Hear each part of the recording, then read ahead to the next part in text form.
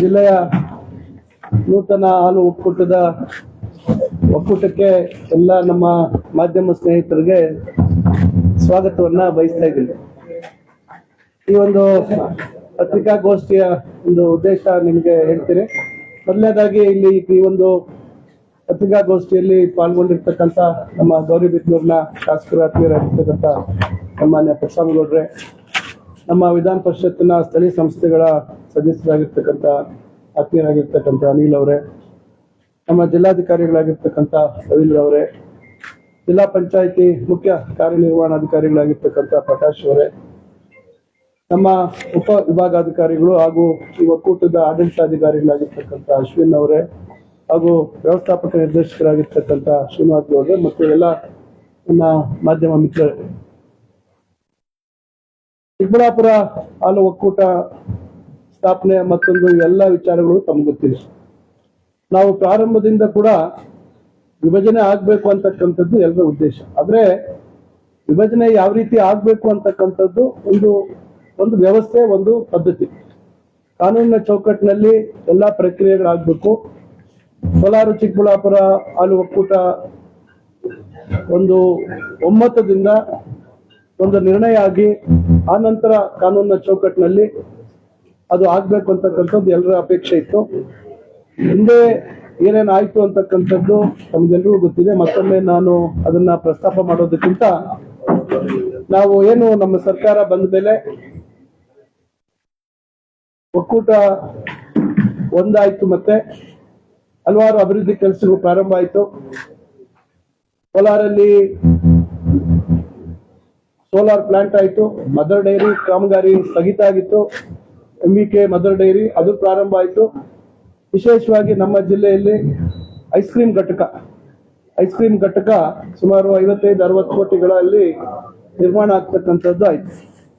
ಇದಾದ ನಂತರ ಕೋರ್ಟ್ಗೆ ನಾವು ಈ ರೀತಿ ಪ್ರೊಸೀಜರ್ ಪ್ರಕಾರ ಮಾಡಲಿಕ್ಕೆ ಸರ್ಕಾರ ಬದ್ಧವಾಗಿದೆ ಅಂತಕ್ಕಂಥ ಒಂದು ಅಂಡರ್ಟೇಕಿಂಗ್ ಅನ್ನ ಕೊಟ್ಟ ಮೇಲೆ ಕೋರ್ಟ್ ನೀವು ಪ್ರೊಸೀಜರ್ ಪ್ರಕಾರ ಮಾಡಿ ಅಂತ ಹೇಳಿ ಏನು ಬಾಗೇಪಲ್ಲಿಯಲ್ಲಿ ಸರ್ವ ಸದಸ್ಯರ ಸಭೆಯನ್ನ ಕರೆದು ಒಕ್ಕೂಟದಿಂದ ಎಲ್ಲರ ಅಭಿಪ್ರಾಯ ಪಡೆದು ಅದನ್ನ ನ್ಯಾಯಾಲಯಕ್ಕೆ ಸಲ್ಲಿಸಿದ ಮೇಲೆ ಕೋರ್ಟ್ ಅದಕ್ಕೆ ಮಾನ್ಯತೆ ಕೊಟ್ಟು ನೀವು ಇದನ್ನ ಆದೇಶ ಮಾಡಿ ಅಂತ ಹೇಳಿ ಸರ್ಕಾರ ಅದೇ ರೀತಿ ವಿಭಜನೆ ಆದೇಶ ಮಾಡಿದೆ. ಆಸ್ತಿ ಮತ್ತು ಸಾಲ, ಅಸೆಟ್ಸ್, ಲಯಬಿಲಿಟೀಸ್, ಇದನ್ನೆಲ್ಲ ನಾವು 53% ಕೋಲಾರ್ಗೆ, 47% ಚಿಕ್ಕಬಳ್ಳಾಪುರಕ್ಕೆ ಹಾಲು ಉತ್ಪಾದನೆ ಸರಾಸರಿಯನ್ನ ತೆಗೆದುಕೊಂಡು ಅದರ ಆಧಾರದ ಮೇಲೆ ನಾವು ಈ ವಿಭಜನೆ ಪ್ರಕ್ರಿಯೆಗಳನ್ನ ನಾವು ಮಾಡುವಂತದ್ದು ಮಾಡಿದ್ವಿ. ಅದೇ ರೀತಿ ಅದನ್ನು ಕೂಡ ನಾವು 47-53 ಅನುಪಾತದಲ್ಲಿ ಅದನ್ನು ಮಾಡ್ತಕ್ಕಂಥ ಕೆಲಸ ಆಯ್ತು. ಜನವರಿ 1, 2025ರಿಂದ ಸ್ವತಂತ್ರವಾಗಿ ನಮ್ಮ ಒಂದು ಹಾಲು ಒಕ್ಕೂಟ ತನ್ನ ಕಾರ್ಯಚಟುವಟಿಕೆ ಮತ್ತು ಆರ್ಥಿಕ ಒಂದು ವ್ಯವಸ್ಥೆ, ಅಂದ್ರೆ ಏನು ಆರ್ಥಿಕ ಏನು ಪೇಮೆಂಟ್ಸ್ ಬರ್ತಾ ಇತ್ತು ತನ್ನ ಸ್ವಂತ ಇದ್ರ ಮೇಲೆ ಬ್ಯಾಂಕ್ ಖಾತೆಗಳನ್ನ ತೆಗೆದು ನಿರ್ವಹಿಸುವಂತದಕ್ಕೆ ಪ್ರಾರಂಭ ಆಯ್ತು. ಈಗ ಈ ಸುಮಾರೀಗ 3 ತಿಂಗಳು ಸಮೀಪ ಮುಕ್ತಾಯ ಆಗ್ತಾ ಇದೆ. ಈ 3 ತಿಂಗಳಲ್ಲಿ ನಮಗೆ ನಾನು ಕೆಲವು ಅಂಕಿಅಂಶಗಳನ್ನು ಕೊಡ್ತೇನೆ. 2023-24 ಸಾಲಿನಲ್ಲಿ ನಮ್ಮ ಜಿಲ್ಲೆಯಲ್ಲಿ ಇರ್ತಕ್ಕಂಥ ತಾಲೂಕುಗಳಲ್ಲಿ ಹೊಸ ತಾಲೂಕುಗಳನ್ನ ಇಲ್ಲಿ ಸೇರಿಸಿಲ್ಲ, ಅದು ಪ್ರತ್ಯೇಕ ಮಾಡ್ಬೇಕಾಗುತ್ತೆ ಮುಂದೆ. ಈಗ ಹಿಂದೆ ಇರ್ತಕ್ಕಂಥ 6 ತಾಲೂಕುಗಳ ಒಟ್ಟು ಏನು ಸರಾಸರಿ ವರ್ಷದ ಏನು ಉತ್ಪಾದನೆ ಏನಿದೆ ಅಂತಕ್ಕಂಥದ್ದು, ಈಗ ಚಿಕ್ಕಬಳ್ಳಾಪುರದಲ್ಲಿ 2023-24 ಸಾಲಿನಲ್ಲಿ 68,684 ಲೀಟರ್ ಉತ್ಪಾದನೆ ಆಗ್ತಾ ಇತ್ತು ಸರಾಸರಿ. ಅಂದ್ರೆ ಒಂದು ತಿಂಗಳ ಲೆಕ್ಕಕ್ಕೆ ಆವರೇಜ್, ವರ್ಷದ ಪೂರ್ತಿ ತಗೊಂಡು ಆವರೇಜ್ ಪರ್ ಮಂತ್ ತಗೊಂಡಾಗ ಪರ್ ಡೇ ಮಂತ್ ಅಲ್ಲ, ಪರ್ ಡೇ 68,000 ಪರ್ ಡೇ, ಸಾರಿ. ಆಮೇಲೆ 24-25ನೇ ಸಾಲಿನಲ್ಲಿ 70,625 ಬೆಳವಣಿಗೆ 2.8% ಆಗಿದೆ. ಗ್ರೋತ್ 2.8% ಬೆಳವಣಿಗೆ ಆಗಿದೆ. ಬಾಗೇಪಲ್ಲಿಯಲ್ಲಿ 26,575 ಇದೆ 23-24ನೇ ಸಾಲಿನಲ್ಲಿ. 24-25ನೇ ಸಾಲಿನಲ್ಲಿ 30,951 ಸರಾಸರಿ ಪ್ರತಿ ದಿವಸ, ಅಲ್ಲಿ 16.4% ಬೆಳವಣಿಗೆ ಆಗಿದೆ. ಚಿಂತಾಮಣಿ 1,04,357 ಲೀಟರ್ ಪರ್ ಡೇ ಸರಾಸರಿ. ಈಗ 1,22,428 ಲೀಟರ್ ಚಿಂತಾಮಣಿ ತಾಲೂಕು, ಅವಿಭಜಿತ ಚಿಂತಾಮಣಿ ತಾಲೂಕು. ಯಾಕಂದ್ರೆ 2-3 ಪಂಚಾಯಿತಿ ಚೇಳೂರು ತಾಲೂಕು ಹೋಗಿದೆ, ಅವಿಭಜಿತ ಚಿಂತಾಮಣಿ ತಾಲೂಕು 17.3% ಬೆಳವಣಿಗೆ ಆಗಿದೆ. ಗೌರಿಬಿದನೂರು 2023-24ರಲ್ಲಿ 71,553 ಇದೆ. 24-25ನೇ ಸಾಲಿನಲ್ಲಿ 84,777 ಇದೆ. 18.48 ಸರಾಸರಿ ಬೆಳವಣಿಗೆ ಇದೆ. ಆಮೇಲೆ ಗುಡಿಬಂಡೆ 14,702 23-24ನೇ ಸಾಲು. 24-25ನೇ ಸಾಲಿನಲ್ಲಿ 15,902 ಇದೆ. 8.16 ಬೆಳವಣಿಗೆ ಇದೆ. ಶಿಡ್ಲಘಟ್ಟ 1,08,748 ಯಾಗ 2023-24 ಅವತ್ತು ಹೆಚ್ಚಿತ್ತು. ಆದ್ರೆ ಈಗ 1,17,615 ಇದೆ. ಬೆಳವಣಿಗೆ 8.15 ಇದೆ. ಒಟ್ಟು ಸರಾಸರಿ 3,94,000 ಲೀಟರು ಏನು ನಮ್ಮ ತಾಲೂಕಿನ ನಮ್ಮ ಜಿಲ್ಲೆದು 619 ಒಂದು ದಿನಕ್ಕೆ ಏನು 2023-24ರಲ್ಲಿ ಇದ್ರೆ 24-25 ಸಾಲಿನಲ್ಲಿ 4,42,298 ಸರಾಸರಿ 12.08 ಬೆಳವಣಿಗೆ. ಇದು ಒಂದು. ಆಮೇಲೆ ದಿನವಹಿ ನೋಡಿದಾಗ ಜನವರಿ ತಿಂಗಳು 2023-24ನೇ ಸಾಲಿನಲ್ಲಿ 2024ನೇ ಸಾಲಿದ್ದು ಜನವರಿ ತಗೊಂಡ್ರೆ 3,90,480. ಈಗ ಇದೇ ಜನವರಿಯಲ್ಲಿ 4,27,628 ಗ್ರೋತ್ ಬಂದು 37,148 ಲೀಟರ್. ಅಂದ್ರೆ ನಮ್ಮ ಒಕ್ಕೂಟ ಆದ್ಮೇಲೆ ಅದಾದ ನಂತರ ಫೆಬ್ರವರಿ ತಿಂಗಳಲ್ಲಿ ಹೋದ ವರ್ಷದ್ದು 3,82,678. 2025 ಫೆಬ್ರವರಿಯಲ್ಲಿ 3,97,925. 15,247 ಹೆಚ್ಚಳವಾಗಿದೆ. ಇದು ಕಳೆದ ಸಾಲಿಗೆ ಹೋಲಿಸಿದಾಗ. ಮಾರ್ಚ್ 2024 3,88,151. ಮಾರ್ಚ್ 2025ಕ್ಕೆ ಈಗ ಇನ್ನ ಪೂರ್ಣ ಆಗದೆ ಇರೋದ್ರಿಂದ ಇದು 4,11,849. ಒಟ್ಟಾರೆಯಾಗಿ ನಾವು 21,415 ಲೀಟರ್ ಸರಾಸರಿ ಹೆಚ್ಚು ಬೆಳವಣಿಗೆ ಆಗುವಂತದಕ್ಕೆ ಅವಕಾಶ ಆಗಿದೆ. ಈಗ ನಮ್ಮಲ್ಲಿ AMCಗಳು ಆಟೋಮ್ಯಾಟಿಕ್ ಮಿಲ್ಕ್ ಕಲೆಕ್ಷನ್ ಯೂನಿಟ್ಗಳ ಬೇಡಿಕೆ. ಯಾಕಂದ್ರೆ ಇವತ್ತು ಗುಣಮಟ್ಟ ಬಹಳ ಮುಖ್ಯ ಆಗಿದೆ. ಈಗ ಅದಕ್ಕೋಸ್ಕರ ಈಗ ಏನಾಗಿದೆ, ಸುಮಾರು ನಮ್ಮಲ್ಲಿ ಇರ್ತಕ್ಕಂಥ ಸಂಘಗಳಲ್ಲಿ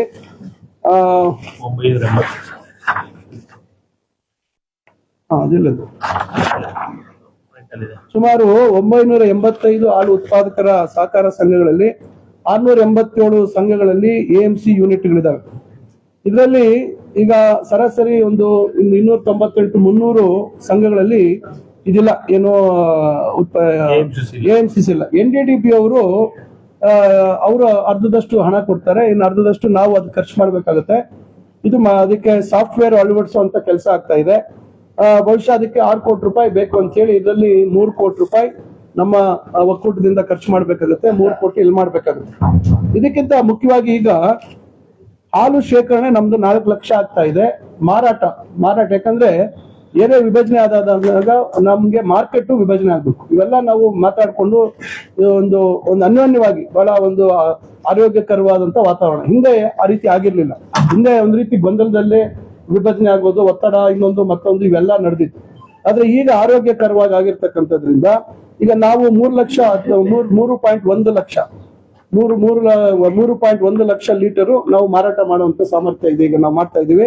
ಅದರಲ್ಲಿ ಉಳಿದಂತದ್ದು ಮತ್ತೆ ನಾವು ಪ್ಯಾಕಿಂಗ್ ಮಾಡ್ತಾ ಇದೀವಿ. ನಾವು ಏನೋ ಅಲ್ಟ್ರಾ ಹೀಟ್ UHT ಮಾಡ್ತಾ ಇದೀವಿ, ಮತ್ತೆ ಫ್ಲೆಕ್ಸಿ ಪ್ಯಾಕ್ ಮಾಡ್ತಾ ಇದೀವಿ, ಮತ್ತು ಪನ್ನೀರು ಮಾಡುವಂತದ್ದಕ್ಕೂ ಮಾಡ್ತಾ ಇದೀವಿ. ಅದನ್ನ ನಾವು ಬಳಕೆ ಮಾಡ್ಕೊಳ್ತಾ ಇದೀವಿ.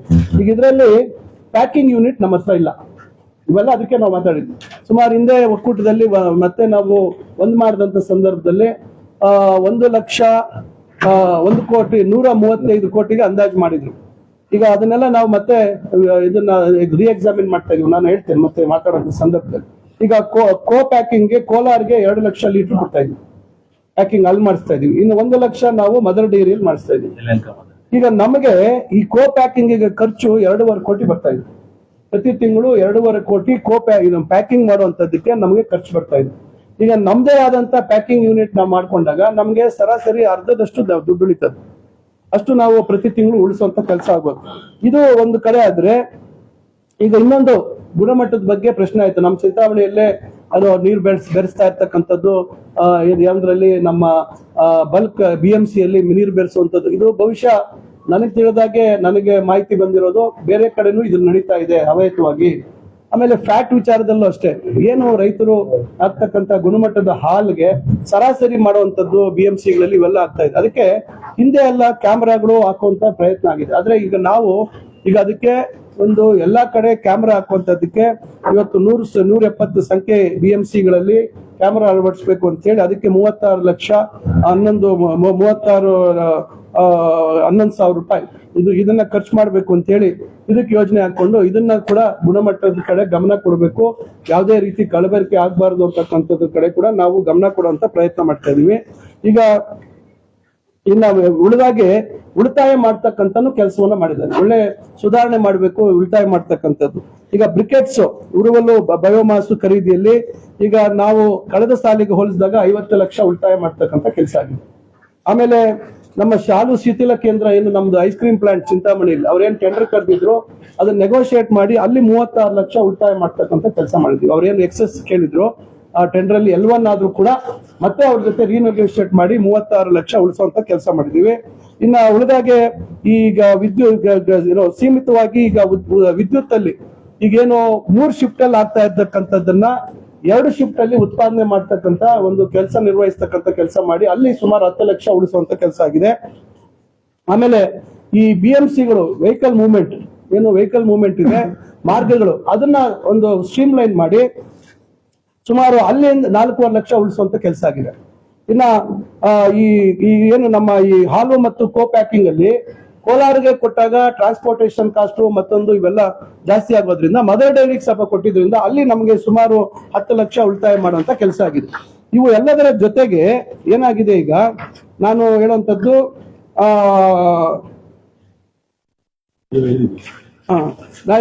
ನಾವು ರೈತರಿಗೆ ಇವತ್ತು ಬಹಳಷ್ಟು ಪ್ರೋತ್ಸಾಹಧನ ಮಾಡಬೇಕು ಅಂತಕ್ಕಂಥದ್ದು. ಇವಾಗ ಗೊತ್ತಿದೆ, ಇತ್ತೀಚೆಗೆ ವಿಧಾನ ಪರಿಷತ್ತಲ್ಲಿ ಇದ್ರ ಬಗ್ಗೆ ರೈತರಿಗೆ ಸರ್ಕಾರ 5 ರೂಪಾಯಿ ಪ್ರೋತ್ಸಾಹಧನ ಕೊಡುವಂತದ್ರಲ್ಲಿ ಬಾಕಿ ಇದೆ ಅಂತಕ್ಕಂಥದ್ರ ಬಗ್ಗೆ ಚರ್ಚೆ ಆಯ್ತು.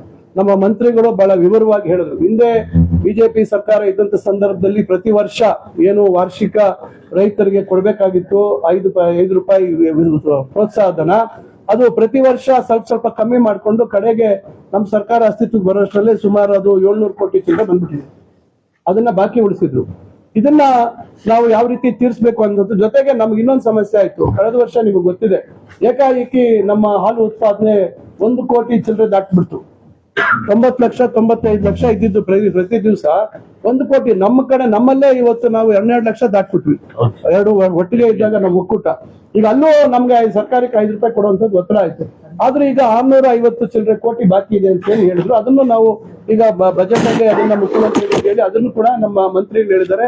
ಹಂತವಾಗಿ ಅದನ್ನು ಕೂಡ ಆದಷ್ಟು ಬೇಗ ನಾವು ಅದನ್ನ ಚುಕ್ತಾ ಮಾಡ್ತೀವಿ. ಅದನ್ನ ಏನು ಹಿಂದೆ ಸರ್ಕಾರ ಹೊರೆ ಹಾಕಿ ಹೋಗಿತ್ತು ಅದನ್ನು ಕೊಡುವಂತದ್ದಕ್ಕೂ ನಾವು ಬದ್ಧವಾಗಿದ್ದೀವಿ ಅಂತಕ್ಕಂಥದ್ದಿದೆ. ಇದು ರೈತರಿಗೆ ನಾನು ಹೇಳ್ತಕ್ಕಂಥದ್ದು, ಖಂಡಿತ ನಮ್ಮ ಸರ್ಕಾರ ಯಾವುದೇ ಸಾಲವನ್ನ ಉಳಿಸೋದಿಲ್ಲ. ಇದನ್ನ ಒಂದೇ ಸತಿ ಆ ಹೊರೆ ಹಾಕಿರೋದ್ರಿಂದ ಅದನ್ನ ಹಂತವಾಗಿ ಆ ಹೊರೆಯನ್ನು ಕಮ್ಮಿ ಮಾಡ್ಕೊಂಡು ಕೊಡುವಂತದಕ್ಕೆ ಸರ್ಕಾರ ಬದ್ಧವಾಗಿದೆ. ಆದ್ರೆ ಇಲ್ಲಿ ನಮ್ಮ ಒಕ್ಕೂಟಕ್ಕೆ ಒಂದು ತಿಂಗಳಿಗೆ 1,39,38 ಲಕ್ಷ ನಮಗೆ ಜನವರಿ ತಿಂಗಳಲ್ಲಿ ಲಾಭ ಬಂದಿದೆ. ಏನೋ ಇಷ್ಟೆಲ್ಲ ನಾವು ಸುಧಾರಣೆಗಳು ಮಾಡಿ ಖರ್ಚು ವೆಚ್ಚಗಳು ಮಾಡಿ ಫೆಬ್ರವರಿ ತಿಂಗಳು ಸ್ವಲ್ಪ ಹೆಚ್ಚು ಕಮ್ಮಿ ಅಷ್ಟೇ ನಮ್ಗೆ ಲಾಭ ಬಂದಿದೆ. ಅದಕ್ಕೆ ಈಗ ಮತ್ತೆ ಈ ತಿಂಗಳು ಅದೇ ರೀತಿ ನಮ್ಗೆ 1.5 ಕೋಟಿ ನಿರೀಕ್ಷೆ ಇದೆ ಈಗ ಮಾರ್ಚ್ ಅಲ್ಲಿ. ನಾವು ಅದಕ್ಕೆ ಈಗ ಒಂದು ತೀರ್ಮಾನ ಮಾಡಿದ್ದೀವಿ. ಇದು ಹೊಸ ಒಕ್ಕೂಟ ಆದ್ರಿಂದ ನಾವು ಒಂದ್ ರೀತಿ ರೈತರಿಗೆ ಒಂದು ಹೊಸ ಒಳ್ಳೆ ಸಂದೇಶ ಕಳಿಸ್ಬೇಕು ಮತ್ತು ರೈತರಿಗೆ ಪ್ರೋತ್ಸಾಹ ಕೊಟ್ಟಾಗ ಇನ್ನ ಹೆಚ್ಚು ಉತ್ಪಾದನೆ ಆಗುತ್ತೆ. ಈ ಒಕ್ಕೂಟ ಒಂದು ಸ್ಥಿರವಾಗಿ ನಿಲ್ಲುವಂತದಕ್ಕೆ ಒಂದು ಸುಧಾರಣೆ ಕ್ರಮಗಳು ತೆಗೆದುಕೊಂಡಿರೋದ್ರ ಜೊತೆಗೆ ರೈತರಿಗೆ ನಾವು ಪ್ರೋತ್ಸಾಹ ಕೊಟ್ಟಾಗ ಖಂಡಿತ ಇನ್ನಷ್ಟು ಹೆಚ್ಚು ಉತ್ಪಾದನೆ ಆಗೋದ್ರ ಜೊತೆಗೆ ಒಂದು ಒಳ್ಳೆಯ ಹಾದಿಯಲ್ಲಿ ಈ ಒಂದು ಒಕ್ಕೂಟ ಸಾಗ್ಲಿಕ್ಕೆ ಆಗತ್ತೆ ಅಂತಕ್ಕಂಥ ದೃಷ್ಟಿಯಲ್ಲಿ ನಾವೆಲ್ಲ ಸೇರಿ ಇವತ್ತು ತೀರ್ಮಾನ ಮಾಡಿ ಏನೀಗ ನಾವು ರೈತರಿಗೆ 31 ರೂಪಾಯಿ 40 ಪೈಸಾ ಏನು ಕೊಡ್ತಾ ಇದೀವಿ ರೈತರಿಗೆ, ಯಾರು ಸಂಘಗಳಿಂದ ಉತ್ಪಾದನೆ ಮಾಡಿ ಪ್ರತಿ ಲೀಟರ್ಗೆ. ಈಗ ಅದ್ರ ಮೇಲೆ 1 ರೂಪಾಯಿ 2 ತಿಂಗಳವರೆಗೂ, ಅಂದ್ರೆ ಇವತ್ತು 15ನೇ ತಾರೀಕು, ನಾಳೆಯಿಂದನೇ ಏಪ್ರಿಲ್ 15ರವರೆಗೂ ಏಪ್ರಿಲ್ ಮೇ 15 ಸಾರಿ ಮೇ 15ರವರೆಗೂ 2 ತಿಂಗಳು ನಾವು ಈಗ ಏನು 31-40 ಕೊಡ್ತಾ ಇದೀವಿ, ಇದು ಅದ್ರ ಮೇಲೆ ₹1 ಕೊಡುವಂತದ್ದಕ್ಕೆ ನಾವು ಇವತ್ತು ತೀರ್ಮಾನ ಮಾಡಿ ಅದನ್ನ ಘೋಷಣೆ ಮಾಡ್ತಾ ಇದೀವಿ. ನಮ್ಮ ರೈತರಿಗೆ ಒಂದು ಅನುಕೂಲ ಆಗಲಿ ಅಂತಕ್ಕಂಥ ದೃಷ್ಟಿಯಲ್ಲಿ ಈ ತೀರ್ಮಾನ ಮಾಡಿದ್ದೀವಿ ನಮ್ಮ ಒಕ್ಕೂಟದಿಂದ. ಅದರಿಂದ ಇವತ್ತು ಇದ್ರ ಜೊತೆಗೆ ನಾವು ಈಗಾಗಲೇ ಹಲವಾರು ಕ್ರಮಗಳು, ಈಗ ಮೇವು ಬೆಳೆಯುವಂತದ್ದಕ್ಕೆ ₹3,500 ಕೊಡುವಂತದ್ದು ಒಂದು ಪ್ರತಿ ಎಕರೆಗೆ, ಆಮೇಲೆ ಅದಕ್ಕೆ 52.5 ಲಕ್ಷ ಪ್ರೋತ್ಸಾಹಧನ ಅದಕ್ಕೆ ಮಾಡುವಂತದ್ದು, ಇನ್ಸೂರೆನ್ಸ್ ಮಾಡಿಸುವಂತದ್ದಕ್ಕೆ ಸುಮಾರು 55,000 ರಿಂದ 60,000 ರಾಸುಗಳಿಗೆ ವಿಮೆ ಮಾಡ್ತಕ್ಕಂಥದ್ದು. ಈಗ ನೋಡಿ, ಮೊನ್ನೆ ಸೆನ್ಸಸ್ ಮಾಡಿದ್ರು ನಮ್ಮ ಸರ್ಕಾರ ಪಶುಸಂಗೋಪನಾ ಇಲಾಖೆ ಮತ್ತು ಹಾಲು ಒಕ್ಕೂಟ ಒಟ್ಟಿಗೆ ಸೇರಿ ಮಾಡಿರುವಂತದ್ದು ಆ ಒಂದು ಏನೋ ಸೆನ್ಸಸ್ ಏನಿತ್ತು, ರಾಸುಗಳ ಸೆನ್ಸಸ್. ಅದರಿಂದ ಇವತ್ತು ಬಹಳಷ್ಟು ಒಕ್ಕೂಟದಿಂದ ಸರ್ಕಾರದ ಪಶುಸಂಗೋಪನಾ ಇಲಾಖೆ ಒಂದೇ ಮಾಡ್ಲಿಕ್ಕೆ ಕಷ್ಟ ಆಗುತ್ತೆ. ಆದ್ರೆ ನಮ್ಮ ಒಕ್ಕೂಟ ವ್ಯವಸ್ಥೆ ಇರೋದ್ರಿಂದ ಬಹಳಷ್ಟು ಪರಿಣಾಮಕಾರಿಯಾಗಿ ಪ್ರತಿ ಹಳ್ಳಿಯಲ್ಲೂ ಇರ್ತಕ್ಕಂಥ ಒಂದು ರಾಸುಗಳನ್ನ ತಲುಪುವಂತದ್ದಕ್ಕೆ ಮತ್ತು ಅದಕ್ಕೆ ಬೇಕಾದಂತ ವ್ಯವಸ್ಥೆ. ಈಗ ನಮ್ಮಲ್ಲಿ ನಾನು ಯಾವ್ದೋ ಒಂದು ಹಳ್ಳಿಗೆ ಹೋದೆ, ತಕ್ಷಣ ಅಲ್ಲೇನೋ ಒಬ್ಬ ರೈತರೇನೋ ಒಂದು ಹಸುಗೇನೋ ಸಮಸ್ಯೆ ಆಗಿದೆ ಅಂತ ನೋಡ್ತಾ ಇದ್ರು. ನಾನು ಹೋಗಿ ನೋಡಿ ತಕ್ಷಣ ನಮ್ಮ ಇವನ್ ಕಳಿಸಿ ಅದಕ್ಕೆ ಏನು ವ್ಯಾಕ್ಸಿನೇಷನ್ ಮಾಡ್ಬೇಕು, ಮತ್ತೊಂದು ಮಾಡ್ಬೇಕು ಅಂತ ಹೇಳಿ ಮಾಡಿಕೇರಿಲಿ ಅವೆಲ್ಲ ಮಾಡ್ತಾ ಇದೀವಿ. ಯಾಕಂದ್ರೆ ತಕ್ಷಣ ನಾವು ಇದೊಂದು ದೊಡ್ಡ ಒಂದು ಗೌರವಯುತವಾದ ಬದುಕುವಂತದ್ದಕ್ಕೆ ಹೈನೋದ್ಯಮ ನಮ್ಮ ಭಾಗದಲ್ಲಿ ರೈತರಿಗೆ ಆಸರೆ ಆಗಿರ್ತಕ್ಕಂಥ ಒಂದು ಕಸುಬು. ಇದನ್ನ ನಾವು ಹೆಚ್ಚು ಪ್ರೋತ್ಸಾಹ ಕೊಡ್ತಕ್ಕಂಥದ್ದು ನಮ್ಮೆಲ್ಲರ ಜವಾಬ್ದಾರಿ. ಅದರಿಂದ ಇವತ್ತು ಈ ಹಲವಾರು ಸುಧಾರಣೆ ಕ್ರಮಗಳನ್ನ ಮಾಡಿಕೊಂಡು ಏನು ಇವತ್ತು ಗುಣಮಟ್ಟದ ಹಾಲನ್ನ ನಾವು ಶೇಖರಣೆ ಮಾಡುವಂತದ್ರ ಕಡೆ ಇವತ್ತು ಮಾಡಿದೀವಿ. ಇನ್ನೊಂದು ನಾನು ತಮ್ಗೆ ಹೇಳುವಂತದ್ದು, ನಾವು ಆಮೇಲೆ ಈಗ ಹಿಂದೆ ಕೋಲಾರ ಹಾಲು ಒಕ್ಕೂಟದಲ್ಲಿ ಇದ್ದಂತ ಸಂದರ್ಭದಲ್ಲಿ 3 ವಾರ ಆಗ್ತಾ ಇತ್ತು. 3 ವಾರ ಆದ್ಮೇಲೆ ಅವರಿಗೆ ಬಿಡುಗಡೆ ಆಗ್ತಾ ಇತ್ತು, ಹಣ ಬಿಡುಗಡೆ ಆಗ್ತಾ ಇತ್ತು, ಬಟವಾಡೆ. ಈಗ ನಾವೇನ್ ಮಾಡಿದೀವಿ, ಈಗ 2 ವಾರದೊಳಗೆ ಕೊಟ್ಬಿಡ್ತಾ ಇದ್ವಿ. ಸಮಯಕ್ಕೆ ಸರಿಯಾಗಿ ರೈತರಿಗೆ ಅವರ ಏನು ಹಣ ಪಾವತಿ ಆಗ್ತಕ್ಕಂಥದ್ದಕ್ಕೆ ಅದು ಕೂಡ ಒಂದು ಸುಧಾರಣೆ ಮಾಡಿರ್ತಕ್ಕಂಥ ಕೆಲಸ. ಒಟ್ಟಿನಲ್ಲಿ ಈಗ 50% ದರದಲ್ಲಿ ಉತ್ಪಾದಕರಿಗೆ 100 ಕ್ವಿಂಟಾಲ್ ATM ಜೋಳ, 1000 ಕ್ವಿಂಟಾಲು ಮತ್ತೆ 1000 ಕ್ವಿಂಟಾಲ್ SSG, 100 ಕ್ವಿಂಟಾಲ್ ಅಲಸಂದಿ ಬೀಜಗಳು, ಈ ರೀತಿ ಇರುತ್ತೆ. ನಾನಾ ರೀತಿ ಏನು ಹಿಂದೆ ಅಲ್ಲೇನು ಪದ್ಧತಿಗಳಿತ್ತು ಅದನ್ನು ಮುಂದುವರ್ಸ್ಕೊಂಡು ಬರ್ತಾ ಇದೀವಿ, ಇಲ್ಲ ಅಂತಿಲ್ಲ, ಹೊಸದಾಗಿ ಮಾಡಿರುವಂತದ್ದಲ್ಲ. ಇವೆಲ್ಲ ಇವತ್ತು ಉತ್ತೇಜನ ಮಾಡಬೇಕು ರೈತರಿಗೆ. ಅವರು ಕಷ್ಟ ಪಡ್ತಾ ಇದ್ದಾರೆ, ಅವ್ರಿಗೆ ನಾವು ಹೆಚ್ಚು ಸಹಕಾರಿ ಆಗ್ಬೇಕು ಮತ್ತು ಗುಣಮಟ್ಟದ ಬೇಕು. ಈಗ ನಾನು ಹೇಳ್ತಾ ಇರೋದಿಷ್ಟೇ, ಬೇರೆ ಕಡೆ ಏನಾಗಿದೆ ನನಗೆ ಗೊತ್ತಿಲ್ಲ. ಆದ್ರೆ ನಮ್ಮ ಒಕ್ಕೂಟ ಇವತ್ತು ಹೊಸದಾಗಿ ಸ್ಥಾಪನೆ ಆಗಿದೆ. ನಾವು ಒಳ್ಳೆ ದಾರಿಯಲ್ಲಿ ಹೋಗ್ಬೇಕು, ಒಳ್ಳೆ ಒಂದು ಇದನ್ನ ನಾವು ಸ್ಟ್ಯಾಂಡರ್ಡ್ಸ್ ಅನ್ನ ಸೆಟ್ ಮಾಡ್ಬೇಕು. ನಾವೊಂದು ಇದನ್ನ ನಮ್ದೇ ಆದಂತ ಒಂದು ಮೇಲ್ಪಂಕ್ತಿಗೆ ಬರ್ತಕ್ಕಂಥ ನಿಟ್ಟಿನಲ್ಲಿ ನಾವು ಮಾಡ್ಬೇಕು. ಈಗ ನಿಮ್ಗೆ ಹೇಳುವಂತದ್ದು, ರಾಜ್ಯದಲ್ಲೇ ಇವತ್ತು ಬಹುಶಃ ನಾವು 2ನೇ ಒಕ್ಕೂಟ ಅಂತ ಕಾಣುತ್ತೆ. ಅತಿ ಹೆಚ್ಚು ರೈತರಿಗೆ ಈಗ ಇದೇನು ₹1 ಕೊಡ್ತೀವಿ, ಅತಿ ಹೆಚ್ಚು ನಾವು ರೈತರಿಗೆ ಬೆಲೆ ಕೊಡ್ತಕ್ಕಂಥ ಒಕ್ಕೂಟ ನಮ್ದಾಗತ್ತೆ. ಈಗ ₹1 ನಾವು ಜೋಡಣೆ ಮಾಡಿದ್ಮೇಲೆ, ಅದರಿಂದ ಇದು ಕೂಡ ಇವತ್ತು ನಾವು ಮಾಡ್ತಕ್ಕಂಥದ್ದು. ಮತ್ತು ಈಗ ಏನು ಪ್ಯಾಕಿಂಗ್ ಯೂನಿಟ್ ಬಗ್ಗೆ ಮಾತಾಡಿದ್ವಿ, ಈಗಾಗಲೇ ನಮ್ಮ ಜಿಲ್ಲಾಧಿಕಾರಿಗಳು, ನಮ್ಮ ಆಡಳಿತಾಧಿಕಾರಿಗಳು ಇವರೆಲ್ಲ ಸೇರಿ ಈಗ ಆದೇಶ ಮಾಡಿದ್ದಾರೆ. ಏನು ನಾವು ಸುಮಾರು ದಿವಸಗಳಿಂದ ಇದಕ್ಕೆ ಮಾಡ್ತಾ ಇದ್ವಿ. ಈಗ ಆದೇಶ ಅಂದ್ರೆ ಇವತ್ತು ಸರ್ಕಾರಕ್ಕೆ ಪ್ರಸ್ತಾವನೆ ಕಳಿಸಿದ್ವಿ. ಯಾಕಂದ್ರೆ ಇದು ತೋಟಗಾರಿಕೆ ಇಲಾಖೆ ಜಾಗ ನಿಮ್ಗೆ ಗೊತ್ತಿದೆ. ಹಿಂದೆ ಕೂಡ ಬಚ್ಚೇಗೌಡರು ಶಾಸಕರಿದ್ದಂತ ಸಂದರ್ಭದಲ್ಲಿ ನಾವೆಲ್ಲ ಶಾಸಕರಿದ್ದಾಗ ಅವಾಗ ಬಹಳಷ್ಟು ದೊಡ್ಡ ಪ್ರಕ್ರಿಯೆ ಅದು. ಮುಖ್ಯಮಂತ್ರಿಗಳ ಹತ್ರ ಹೋಗಿ ಎಲ್ಲ ಮಾಡಿ ಅವತ್ತು ಇದಕ್ಕೆ ಜಾಗ ಕೊಡಿಸುವಂತದಕ್ಕೆ ನಾವೆಲ್ಲರೂ ಅವತ್ತು ಒಗ್ಗಟ್ಟಾಗಿ ಪಕ್ಷಾತೀತವಾಗಿ ಅವತ್ತು ನಾವೆಲ್ಲ ಹೋಗಿ ಜಾಗ ಕೊಡಿಸುವಂತ ಕೆಲಸ ಮಾಡಿದ್ವಿ. ಈಗಾಗಲೇ ತಮಗೆ ಗೊತ್ತಿದೆ, ಇವತ್ತು 20 ಎಕರೆ ನಾವು ಹೂವಿನ ಮಾರ್ಕೆಟ್ ಕೊಟ್ಟಿದ್ದೀವಿ. ನಾನು ಅದ್ರ ಬಗ್ಗೆ ಆಮೇಲೆ ಹೇಳ್ತೀನಿ. ಈಗ ಅದು ಕೂಡ ಬಜೆಟ್ ಘೋಷಣೆ ಆಗಿದೆ, ಅದ್ರ ಬಗ್ಗೆ ನಾನು ಹೇಳ್ತೀನಿ. ಅದು PPP ಅಂತ ಹೇಳಿದ್ದಾರೆ. ಈಗ ಅದನ್ನು ಕೂಡ ಮುಖ್ಯಮಂತ್ರಿಗಳು ಹೇಳಿದ್ವಿ, PPP ಇಲ್ಲ, ಅದು ನಾವು ರೆಗ್ಯುಲರ್ ಆಗಿ ನಾವು ಮಾಡಬೇಕು ಅಂತ ಹೇಳಿದೀವಿ. ಅದ್ ಮಾಡ್ಕೊಡ್ತೀವಿ ಅಂತಕ್ಕಂಥ ಮೌಖಿಕ ಭರವಸೆ ಕೊಟ್ಟಿದ್ದಾರೆ. ಅದ್ ಮುಂದೆ ಅದನ್ನ ಮಾಡ್ತೀನಿ. ಯಾಕಂದ್ರೆ ಇಷ್ಟು ದೂರ ತಂದು ನಾನು ಮುಂದುವರಿಸ್ತೀನಿ, ತೊಂದರೆ ಇಲ್ಲ. ಕನಿಷ್ಠ ಅದನ್ನ ಮಾಡುವಂಥದ್ದು ಮಾಡ್ತೀವಿ. ಈಗ ಅವ್ರಿಗೆ 20 ಎಕರೆ ಕೊಟ್ಟಿದ್ವಿ.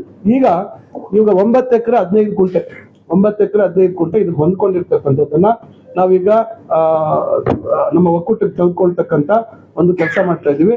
ಬದಲಿಯಾಗಿ ಶಿಡ್ಲಘಟ್ಟದಲ್ಲಿ 9 ಎಕರೆ 38 ಗುಂಟೆ ನಾವು ಚಿಕ್ಕದಾಸರನಹಳ್ಳಿ ಹಿಂದೇನು ಕೊಟ್ಟಿದ್ವಿ ಅಲ್ಲಿ ಅವ್ರಿಗೆ ಆದೇಶ ಮಾಡಿದ್ದಾರೆ. ಅವ್ರಿಗೆ ಆದೇಶ ಮಾಡಿ ಕೊಟ್ಟಿದ್ದಾರೆ ಅವ್ರಿಗೆ ತೋಟಗಾರಿಕೆ ಇಲಾಖೆ. ಈಗ ಇವೆರಡು ಅವ್ರಿಗೆ ಯಾಕಂದ್ರೆ ಬದಲಿ ಜಮೀನು ಕೊಡೋ ಕಾರಣದಿಂದ ಅದನ್ನ ಬದಲಿ ಕೊಡುವಂತದ್ರ ಜೊತೆಗೆ ಇದನ್ನ ಅನುಮತಿಗೆ ನಾವು ಈಗ ತೋಟಗಾರಿಕೆ ಸಚಿವರಿಗೆ ಕಳಿಸಿದ್ದಾರೆ. ನಾವು ಇವತ್ತು ಪ್ರಸ್ತಾವನೆ ಕಳಿಸಿದ್ದಾರೆ. ಬಹುಶಃ ನಾನು ಈಗಾಗಲೇ ಮಂತ್ರಿಗಳಿಗೆ ಹಿಂದೆ ಮಾತಾಡಿದ್ದೀನಿ. ಪ್ರಸ್ತಾವನೆ ಅಲ್ಲಿ ಹೋದ್ಮೇಲೆ ಬಹುಶಃ ಒಂದು 15-20 ದಿವಸದ ಒಳಗಡೆ ಇದಕ್ಕೆ ನಾವು ಜಾಗ ಕೊಡುವಂತ ಕೆಲಸ ಮಾಡ್ತಾ ಇದೀವಿ. ಇದು ಬಿಟ್ಟು ಬೇರೆ ಇನ್ನ ಒಂದು ದೊಡ್ಡ ಮಟ್ಟದಲ್ಲಿ ಒಂದು ನಾನು ಎಷ್ಟು ಅಂತ ಹೇಳೋದಿಲ್ಲ, ಇದಕ್ಕೆ ಜಮೀನು ಕೊಡಿಸುವಂತ ಕೆಲಸವನ್ನು ನಾವು ಮಾಡ್ತೀವಿ. ಅದು ಸರ್ಕಾರದ ಮಟ್ಟದಲ್ಲಿ ಮಂಜೂರಾಗಬೇಕು. ಆ ಪ್ರಸ್ತಾವನೆ ಕೂಡ ಸದ್ಯದಲ್ಲೇ ನಾವು ಸರ್ಕಾರಕ್ಕೆ ಕಳಿಸ್ತೀವಿ.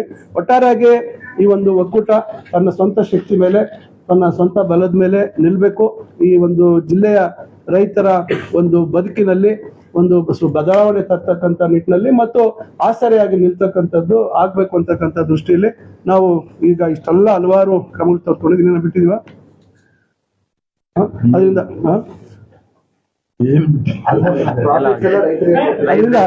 ಇಷ್ಟೆಲ್ಲ ಹೌದು. ನಾವು ಈಗ ಎಲ್ಲೇ ಆಗ್ಲಿ ವರ್ಷ ಪೂರ್ತಿ ಕೊಡುವಂತದ್ದಿಲ್ಲ.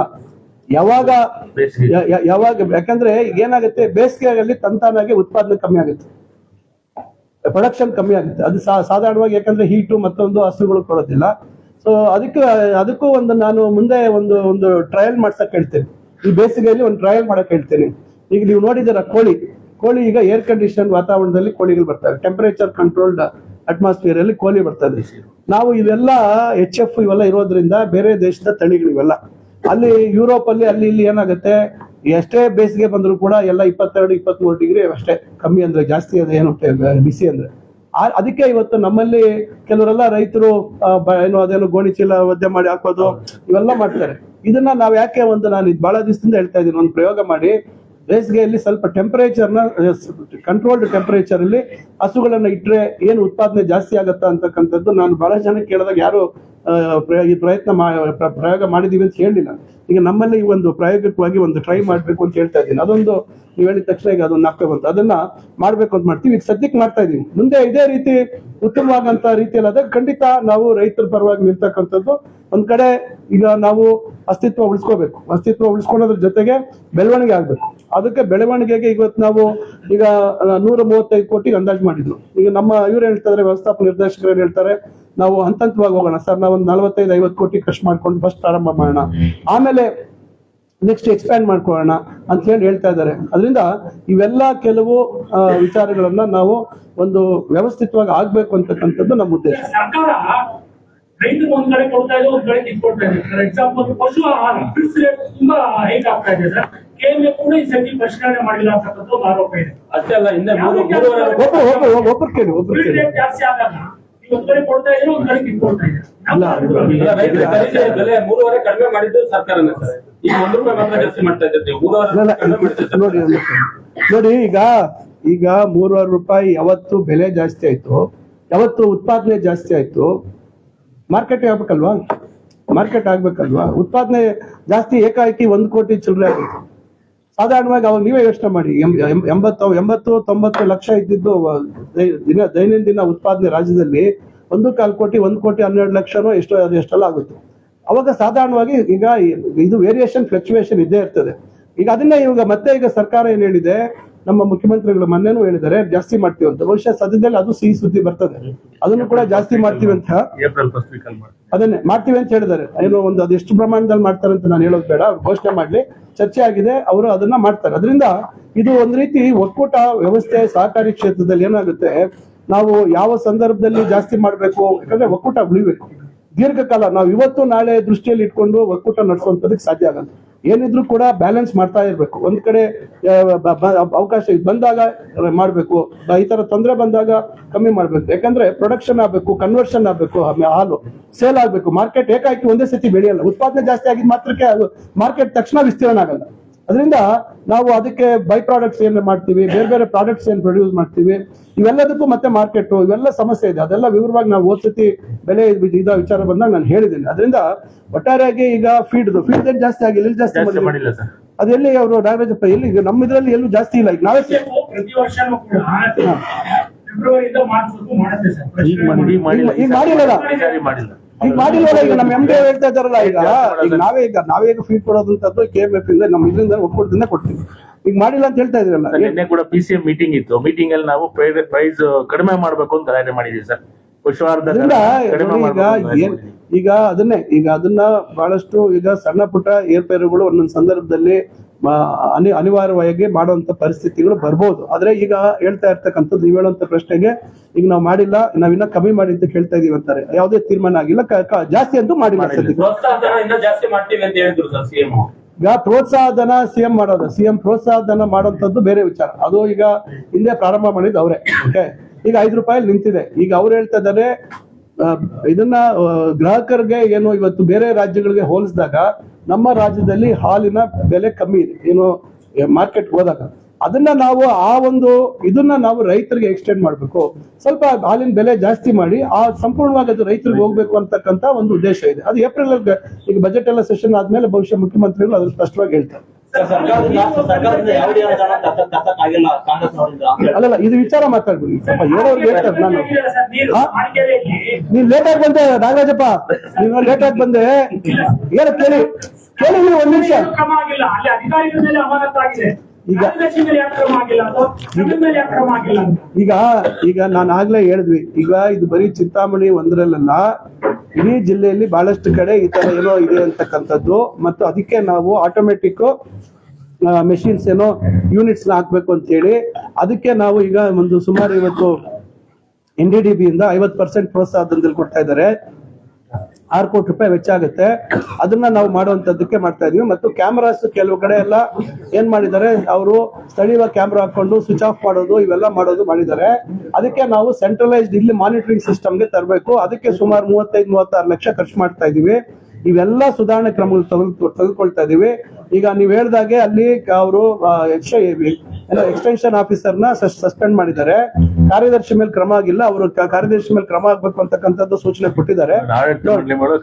ಆಡಳಿತ ಮಂಡಳಿ ಈಗ ಅದು ಯಾವುದೇ ಕಾರಣಕ್ಕೆ ಆ ರೀತಿ ಆಗುವಂತದಕ್ಕೆ ಅವಕಾಶ ಕೊಡಲ್ಲ. ಅದಕ್ಕೆ ಜಿಲ್ಲೆಯಲ್ಲಿ ಈಗ ಏನು ಫ್ಯಾಕ್ಟ್ ನಿಮಗೆ ಆಟೋಮೆಟಿಕ್ ಆಗಿ ಫ್ಯಾಕ್ಟ್ ಇಲ್ಲೇ ಡೌನ್ಲೋಡ್ ಮಾಡ್ಕೋಬಹುದು, ಸ್ಲಿಪ್ ಅದಾಯ್ತಲ್ಲ. ಆ ತರ ಸಿಸ್ಟಮ್ ನ 100% ಕೆಲವರು ಒಪ್ಪೋದಿಲ್ಲ. ಈಗ ಇನ್ನೂ ಒಂದು ಸಲಹೆ ಬಂದಿದೆ ನಮ್ಗೆ, ಅದನ್ನ ನೋಡೋಣ ಮುಂದೆ ಯಾವ ರೀತಿ ಮಾಡ್ಬೇಕು ಅಂತ. ಇದು ಯಾವ ಕಾರಣಕ್ಕೆ ಬಲ್ಕ್ ಮಿಲ್ಕ್ ಕೂಲರ್ಸ್ ಮಾಡಿದ್ರು ಅಂತಕ್ಕಂಥದ್ರ ಬಗ್ಗೆ ಅದು ಕಾರಣಗಳು ಹಿಂದೆ ಇರ್ತಕ್ಕಂಥ ನಿರ್ದೇಶಕರು ಅವ್ರಿವ್ರು ಹೇಳ್ಬೇಕು. ಬಹುಶಃ ಏನಾಗಿದೆ, ಈಗ ಬಲ್ಕ್ ಮಿಲ್ಕ್ ಕೂಲರ್ಸ್ ಇಂದ ಇವತ್ತು ಕೆಲವು ಸಂದರ್ಭದಲ್ಲಿ ಗುಣಮಟ್ಟದ ಹಾಲು ಕೊಡುವಂತ ಅವ್ರಿಗೆ ತೊಂದರೆನೂ ಆಗ್ತಾ ಇದೆ. ಏನಾಗುತ್ತೆ, ಒಂದ್ ಕಡೆ ಬಂದಾಗ ಅಲ್ಲಿ ಸರಾಸರಿ ಮಾಡ್ಬಿಟ್ಟು ಕೊಟ್ಬಿಡ್ತಾ ಇದ್ದಾರೆ. ಇದೆಲ್ಲ ಇದೆ. ಅದರಿಂದ ನಾವು ಆಮೇಲೆ ಕಂಟ್ರೋಲ್ ಯಾರ್ದಿಲ್ಲ, ಕಂಟ್ರೋಲ್ ಆ ಒಂದು ಒಕ್ಕೂಟದವ್ರ ಅಲ್ಲಿ ಇರ್ತಕ್ಕಂತ ಸಹಕಾರಿ ಸಂಘ ಏನಿದೆ, ನಮ್ಮ ಹಾಲು ಉತ್ಪಾದಕರ ಸಹಕಾರಿ ಸಂಘ, ಅವ್ರ ಕಂಟ್ರೋಲ್ ಅಲ್ಲಿ ಇರ್ತದೆ. ನಾವು ನೋಡೋಣ, ಈಗ ನಾವು ಒಂದು ಇದಕ್ಕೆ ಬದಲಾವಣೆ ತರಕ್ಕೆ ಹೆಂಗೆ ಅಂತಕ್ಕಂಥದ್ದು ನಾವು ಪ್ರಯತ್ನ ಮಾಡ್ಬೇಕು. ಯಾಕಂದ್ರೆ ನಾಳೆ ಒಂದು ಹೋಬಳಿ ಮಟ್ಟಕ್ಕೆ ಎಲ್ಲಾದ್ರೂ ನಮ್ಮ ಒಕ್ಕೂಟದಿಂದನೇ ಒಂದು ಸೆಂಟ್ರಲೈಸ್ಡ್ ಮಾಡ್ಬೋದಾ, ನೇರವಾಗಿ ನಮ್ಮ ಒಕ್ಕೂಟದ ಅಧಿಕಾರಿಗಳು ಜವಾಬ್ದಾರಿರ್ತಾರೆ. ಈಗೇನು ಹಿಂದೆ ಪ್ರತಿ ಊರ್ದು ಡೈರಿ ಹೆಂಗೆ BMCಗೆ ಹೆಂಗ್ ಬರುತ್ತೆ, BMCಗೆ ಬರೋಬಹುದು ಇಲ್ಲಿಗೆ ಬಂದ್ಬಿಡ್ಬೇಕು. ಏನೋ ಸೆಂಟ್ರಲೈಸ್ ಸಿಸ್ಟಮ್ ಏನು ಒಂದು ಹೋಬಳಿ ಮಟ್ಟದಲ್ಲೋ ಮಾಡುವಂತದಕ್ಕೆ ಮಾಡಿದಾಗ ಅಲ್ಲಿಗೆ ಬಂದಾಗ ಏನಾಗುತ್ತೆ, ಅಲ್ಲಿ ನಮ್ದೇ ಆದಂತ ಈ ಒಕ್ಕೂಟದ ಅಧಿಕಾರಿಗಳಿದ್ದಾಗ ಉತ್ತರದಾಯಿತ್ವ ಇರ್ತದೆ. ಅರ್ಥ ಆಯ್ತಲ್ಲ, ಅವ್ರಿಗೆ ನಾಳೆ ಬೆಳಗ್ಗೆ ರೆಸ್ಪಾನ್ಸಿಬಿಲಿಟಿ ಇರ್ತದೆ, ನಾಳೆ ಬೆಳಗ್ಗೆ ಅವ್ರು ಆನ್ಸರಬಲ್ ಇರ್ತಾರೆ. ಮುಂಚೆ ಚಿಲ್ಲಿಂಗ್ ಸೆಂಟರ್ ತಾಲೂಕ್ ಮಟ್ಟಕ್ಕೆ ಬರ್ತಾ ಇತ್ತು. ಅದನ್ನ ಏನ್ ಮಾಡಿದ್ರು, ಇದನ್ನ ಏನೋ ಟ್ರಾನ್ಸ್ಪೋರ್ಟೇಷನ್ ಮತ್ತೊಂದು ಸಮಯ ವೇಸ್ಟ್ ಆಗುತ್ತೆ, ಹಾಲು ಕೆಟ್ಟೋಗುತ್ತೆ, ಮತ್ತೊಂದು ಇವೆಲ್ಲ ಕಾರಣಗಳಿಂದ BMCಗಳು ಮಾಡಿದ್ರು. ಆದ್ರೆ BMCಗಳಲ್ಲಿ ಇವತ್ತು ಕ್ಯಾಮ್ರಾಗಳಾದ್ರೆ ಅದನ್ನ ಆಫ್ ಮಾಡೋದು ಇಂಥವೆಲ್ಲ ನಡೀತಾ ಇದೆ. ಇವೆಲ್ಲ ಏನು ನಾನು ಇವತ್ತು ಬಂದ್ಮೇಲೆ ಮತ್ತೊಂದು ಬಂದ್ಮೇಲೆ ಆಗಿರೋದಲ್ಲ, ಇವೆಲ್ಲ ನಮ್ಮ ಗಮನಕ್ಕೆ ಬಂದು ಇವೆಲ್ಲ ನಾವು ಬಹಳಷ್ಟು ಆಲೋಚನೆಗಳು ಮಾಡ್ತದೆ. ಯಾಕಂದ್ರೆ ಕಾಲಕ್ಕೆ ಕೆಲವು ಬದಲಾವಣೆಗಳು ಮತ್ತೊಂದು ಮಾಡ್ಲೇಬೇಕಾದಂತ ಪರಿಸ್ಥಿತಿಗಳು ಬರ್ತವೆ. ಯಾಕಂದ್ರೆ ಒಟ್ಟಾರೆಯಾಗಿ ಹೈನೋದ್ಯಮ ಉಳಿಬೇಕು. ನಮ್ಮ ಭಾಗದ ರೈತರು ಇವತ್ತು ಬಹಳಷ್ಟು ಅದನ್ನ ನಂಬ್ಕೊಂಡಿದ್ದಾರೆ. ಉತ್ಪಾದನೆ ಪ್ರಮಾಣ ಜಾಸ್ತಿ ಆಗಿದೆ, 12.08% ಆಗಿದೆ. ಕೆಲವು ತಾಲೂಕುಗಳಲ್ಲಿ 17-18% ಆಗಿದೆ. ಚಿಂತಾಮಣಿಯಲ್ಲಿ ಹಿಂದೆ ನಾವು 2ನೇ ಸ್ಥಾನದಲ್ಲಿದ್ವಿ, ಈಗ ಪ್ರಥಮ ಸ್ಥಾನದಲ್ಲಿದ್ದೀವಿ ಹಾಲು ಉತ್ಪಾದನೆಯಲ್ಲಿ. ಅದರಿಂದ ಇವೆಲ್ಲ ನಾವು ಗಮನದಲ್ಲಿ ಇಟ್ಕೊಂಡು, ಬಾಗೇಪಲ್ಲಿ ಎಲ್ಲ ಸೆಕೆಂಡ್, ಶಿಡ್ಲಘಟ್ಟ ಸೆಕೆಂಡ್. ಅದರಿಂದ ಇವೆಲ್ಲ ನಾವು ಮಾಡ್ತಾ ಇದೀವಿ. ಸಂಘಗಳು ಜಾಸ್ತಿ ಇದಾವೆ, ಸಹಕಾರ ಸಂಘಗಳು ಜಾಸ್ತಿ ಇದಾವೆ. ಚಿಂತಾಮಣಿಯಲ್ಲಿ 200 ಮಹಿಳಾ ಎಲ್ಲ ಸೇರಿದ್ರೆ 245-50 40 ಚಿಲ್ಲರೆ ಇದಾವೆ. ಅದರಿಂದ ಒಟ್ಟಾರೆಯಾಗಿ ಏನಂದ್ರೆ ಇದು ಒಂದು ಅಂಬೆಗಾಲು ಇಡ್ತಾ ಇದೀವಿ, ಸರಿಯಾದ ದಾರಿಯಲ್ಲಿ ಹೋಗ್ಬೇಕು. ಸರ್ಕಾರ ಬಂದಾಗ ಚಿಗುಲ್ನ ನಾವು ವೈಜ್ಞಾನಿಕ ಮಾಡ್ತಿದ್ವಿ ಅಂತ ಹೇಳ್ತಿದ್ದೀರಿ, ಬಟ್ ಆದ್ರೆ ಹೊಸ ಪ್ಯಾಕೇಜಿಂಗ್ ಯೂನಿಟ್ ಇಲ್ಲ. ಸರ್ಕಾರದಿಂದ ಏನು ಅನುದಾನ ತಂದಿದ್ದೀರಿ ಅಂತ ಕೇಳ್ತಿದ್ದೀರಿ. ಈಗ ನೋಡಿ, ಅವ್ರೇನ್ ಅನುದಾನ ಕೊಟ್ಟಿದ್ರು, ಅವ್ರೇನ್ ಅನುದಾನ ವಿಭಜನೆ ಮಾಡಿದಾಗ ಏನ್ ಅನುದಾನ ಕೊಟ್ಟಿದ್ರು ಅವರು? ಒಂದ್ ನಿಮಿಷ ಕೇಳಿ. ಈಗ ಜಮೀನ್ ಕೊಡಿಸ್ತಾ ಇದೀವಿ, ಈಗ ಜಮೀನ್ ಕೊಡಿಸ್ತಾ ಇದೀವಿ. ಸರ್ಕಾರ ಈಗ ಯಾವ ಮಿಲ್ಕ್ ಯೂನಿಯನ್ಗೆ ದುಡ್ಡು ಕೊಟ್ಟಿದೆ ನೇರವಾಗಿ? ಒಂದು ಸಹಕಾರಿ ವ್ಯವಸ್ಥೆಯಲ್ಲಿ ಇವತ್ತು ನಾವು ಈಗ ಲಾಭ ಬಂತು ಅಂತೇಳಿ ನಾವು ರೈತರು ಕೊಡ್ತಾ ಇದ್ವಿ. ಯಾಕೆ? ಅಂಬೆಗಾಲ್ ಇಡ್ತಾ ಇದೀವಿ, ರೈತರು ಪ್ರೋತ್ಸಾಹ ಮಾಡ್ಬೇಕು ಅಂತ. ಈಗ 10 ಎಕರೆ ಜಾಗ ಅದು ನೋಡಿ DC ಅವರು ಈಗ ಅವ್ರಿಗೆ ಆಲ್ಟರ್ನೇಟ್ ಜಾಗ ಮಂಜೂರು ಮಾಡಿಸಿದೀವಿ. ಯಾರಿಗೆ? ಇವ್ರಿಗೆ ಆರ್ಟಿಕಲ್ಚರ್. ಈಗ ಆರ್ಟಿಕಲ್ಚರ್ದು ಅಲ್ಲಿ ಮಿನಿಸ್ಟರ್ ಹತ್ರ ಅಪ್ರೂವ್ ಆಗುತ್ತೆ. ಈಗ ಯಾವ ರೀತಿ ನಾನು ಫ್ಲವರ್ ಮಾರ್ಕೆಟ್ ಮಂಜೂರು ಮಾಡಿದೆ, ಈಗ ಸರ್ಕಾರಕ್ಕೆ ಕಳಿಸ್ತಾ ಇದೀವಿ. ಇನ್ನ ಬೇರೆ ಒಂದಷ್ಟು ಜಮೀನು ಕೊಡಿಸ್ತಾ ಇದ್ದೀನಿ ನಾನು. ಎಲ್ಲಿ ಏನು ಅಂತ ಹೇಳಲ್ಲ, ಸರ್ಕಾರದಲ್ಲಿ ಮಂಜೂರು ಮಾಡಿಸ್ತಾ ದೊಡ್ಡ ಪ್ರಮಾಣದಲ್ಲಿ ಕೊಡಿಸ್ತಾ ಇದ್ದೀನಿ. ಇವೆಲ್ಲ ಏನ್ ಮಾಡ್ಬೇಕು? ಇವೆಲ್ಲ ಸರ್ಕಾರದಿಂದ ತಾನೇ ಕೊಡುವಂಥದ್ದು. ಅದರಿಂದ ನಾವು ಪ್ಯಾಕೇಜಿಂಗ್ ಯೂನಿಟ್ಗೆ ಜಾಗ ಬೇಕಲ್ಲ, ಫಸ್ಟ್ ಜಾಗ ಕೊಡ್ಬೇಕಲ್ಲ. ಜಾಗ ಯಾಕೆ ಕೊಡಿಸ್ಲಿಲ್ಲ ಅವ್ರ ಹಿಂದೆ? ಹೆಚ್ಚುವರಿ ಜಾಗ ಕೊಡಿಸ್ಬೇಕಿತ್ತಲ್ಲ. ಇವೆಲ್ಲ ಅದಕ್ಕೆ ಹೇಳೋದು. ಇವೆಲ್ಲ ಒಂದೇ ಸತಿ ಎಲ್ಲ ಆಗ್ಬಿಡುತ್ತೆ ಅಂದ್ರೆ, ಈಗ ಮೊನ್ನೆ ಸ್ಟೇಟ್ಮೆಂಟ್ ನೋಡಿದೆ, ಫ್ಲವರ್ ಮಾರ್ಕೆಟ್ ಹಿಂದೆ ನಮ್ಮ ಸರ್ಕಾರದಲ್ಲಿ ಬಜೆಟ್ ಅಲ್ಲಿ ಅನೌನ್ಸ್ ಆಗಿತ್ತು. ಬಜೆಟ್ ಅಲ್ಲಿ ಅನೌನ್ಸ್ ಆಗ್ಬಿಟ್ರೆ ಅದಕ್ಕೆ ಪ್ಲಾನ್ ಮಾಡಿಸಿದ್ರ ನೀವು?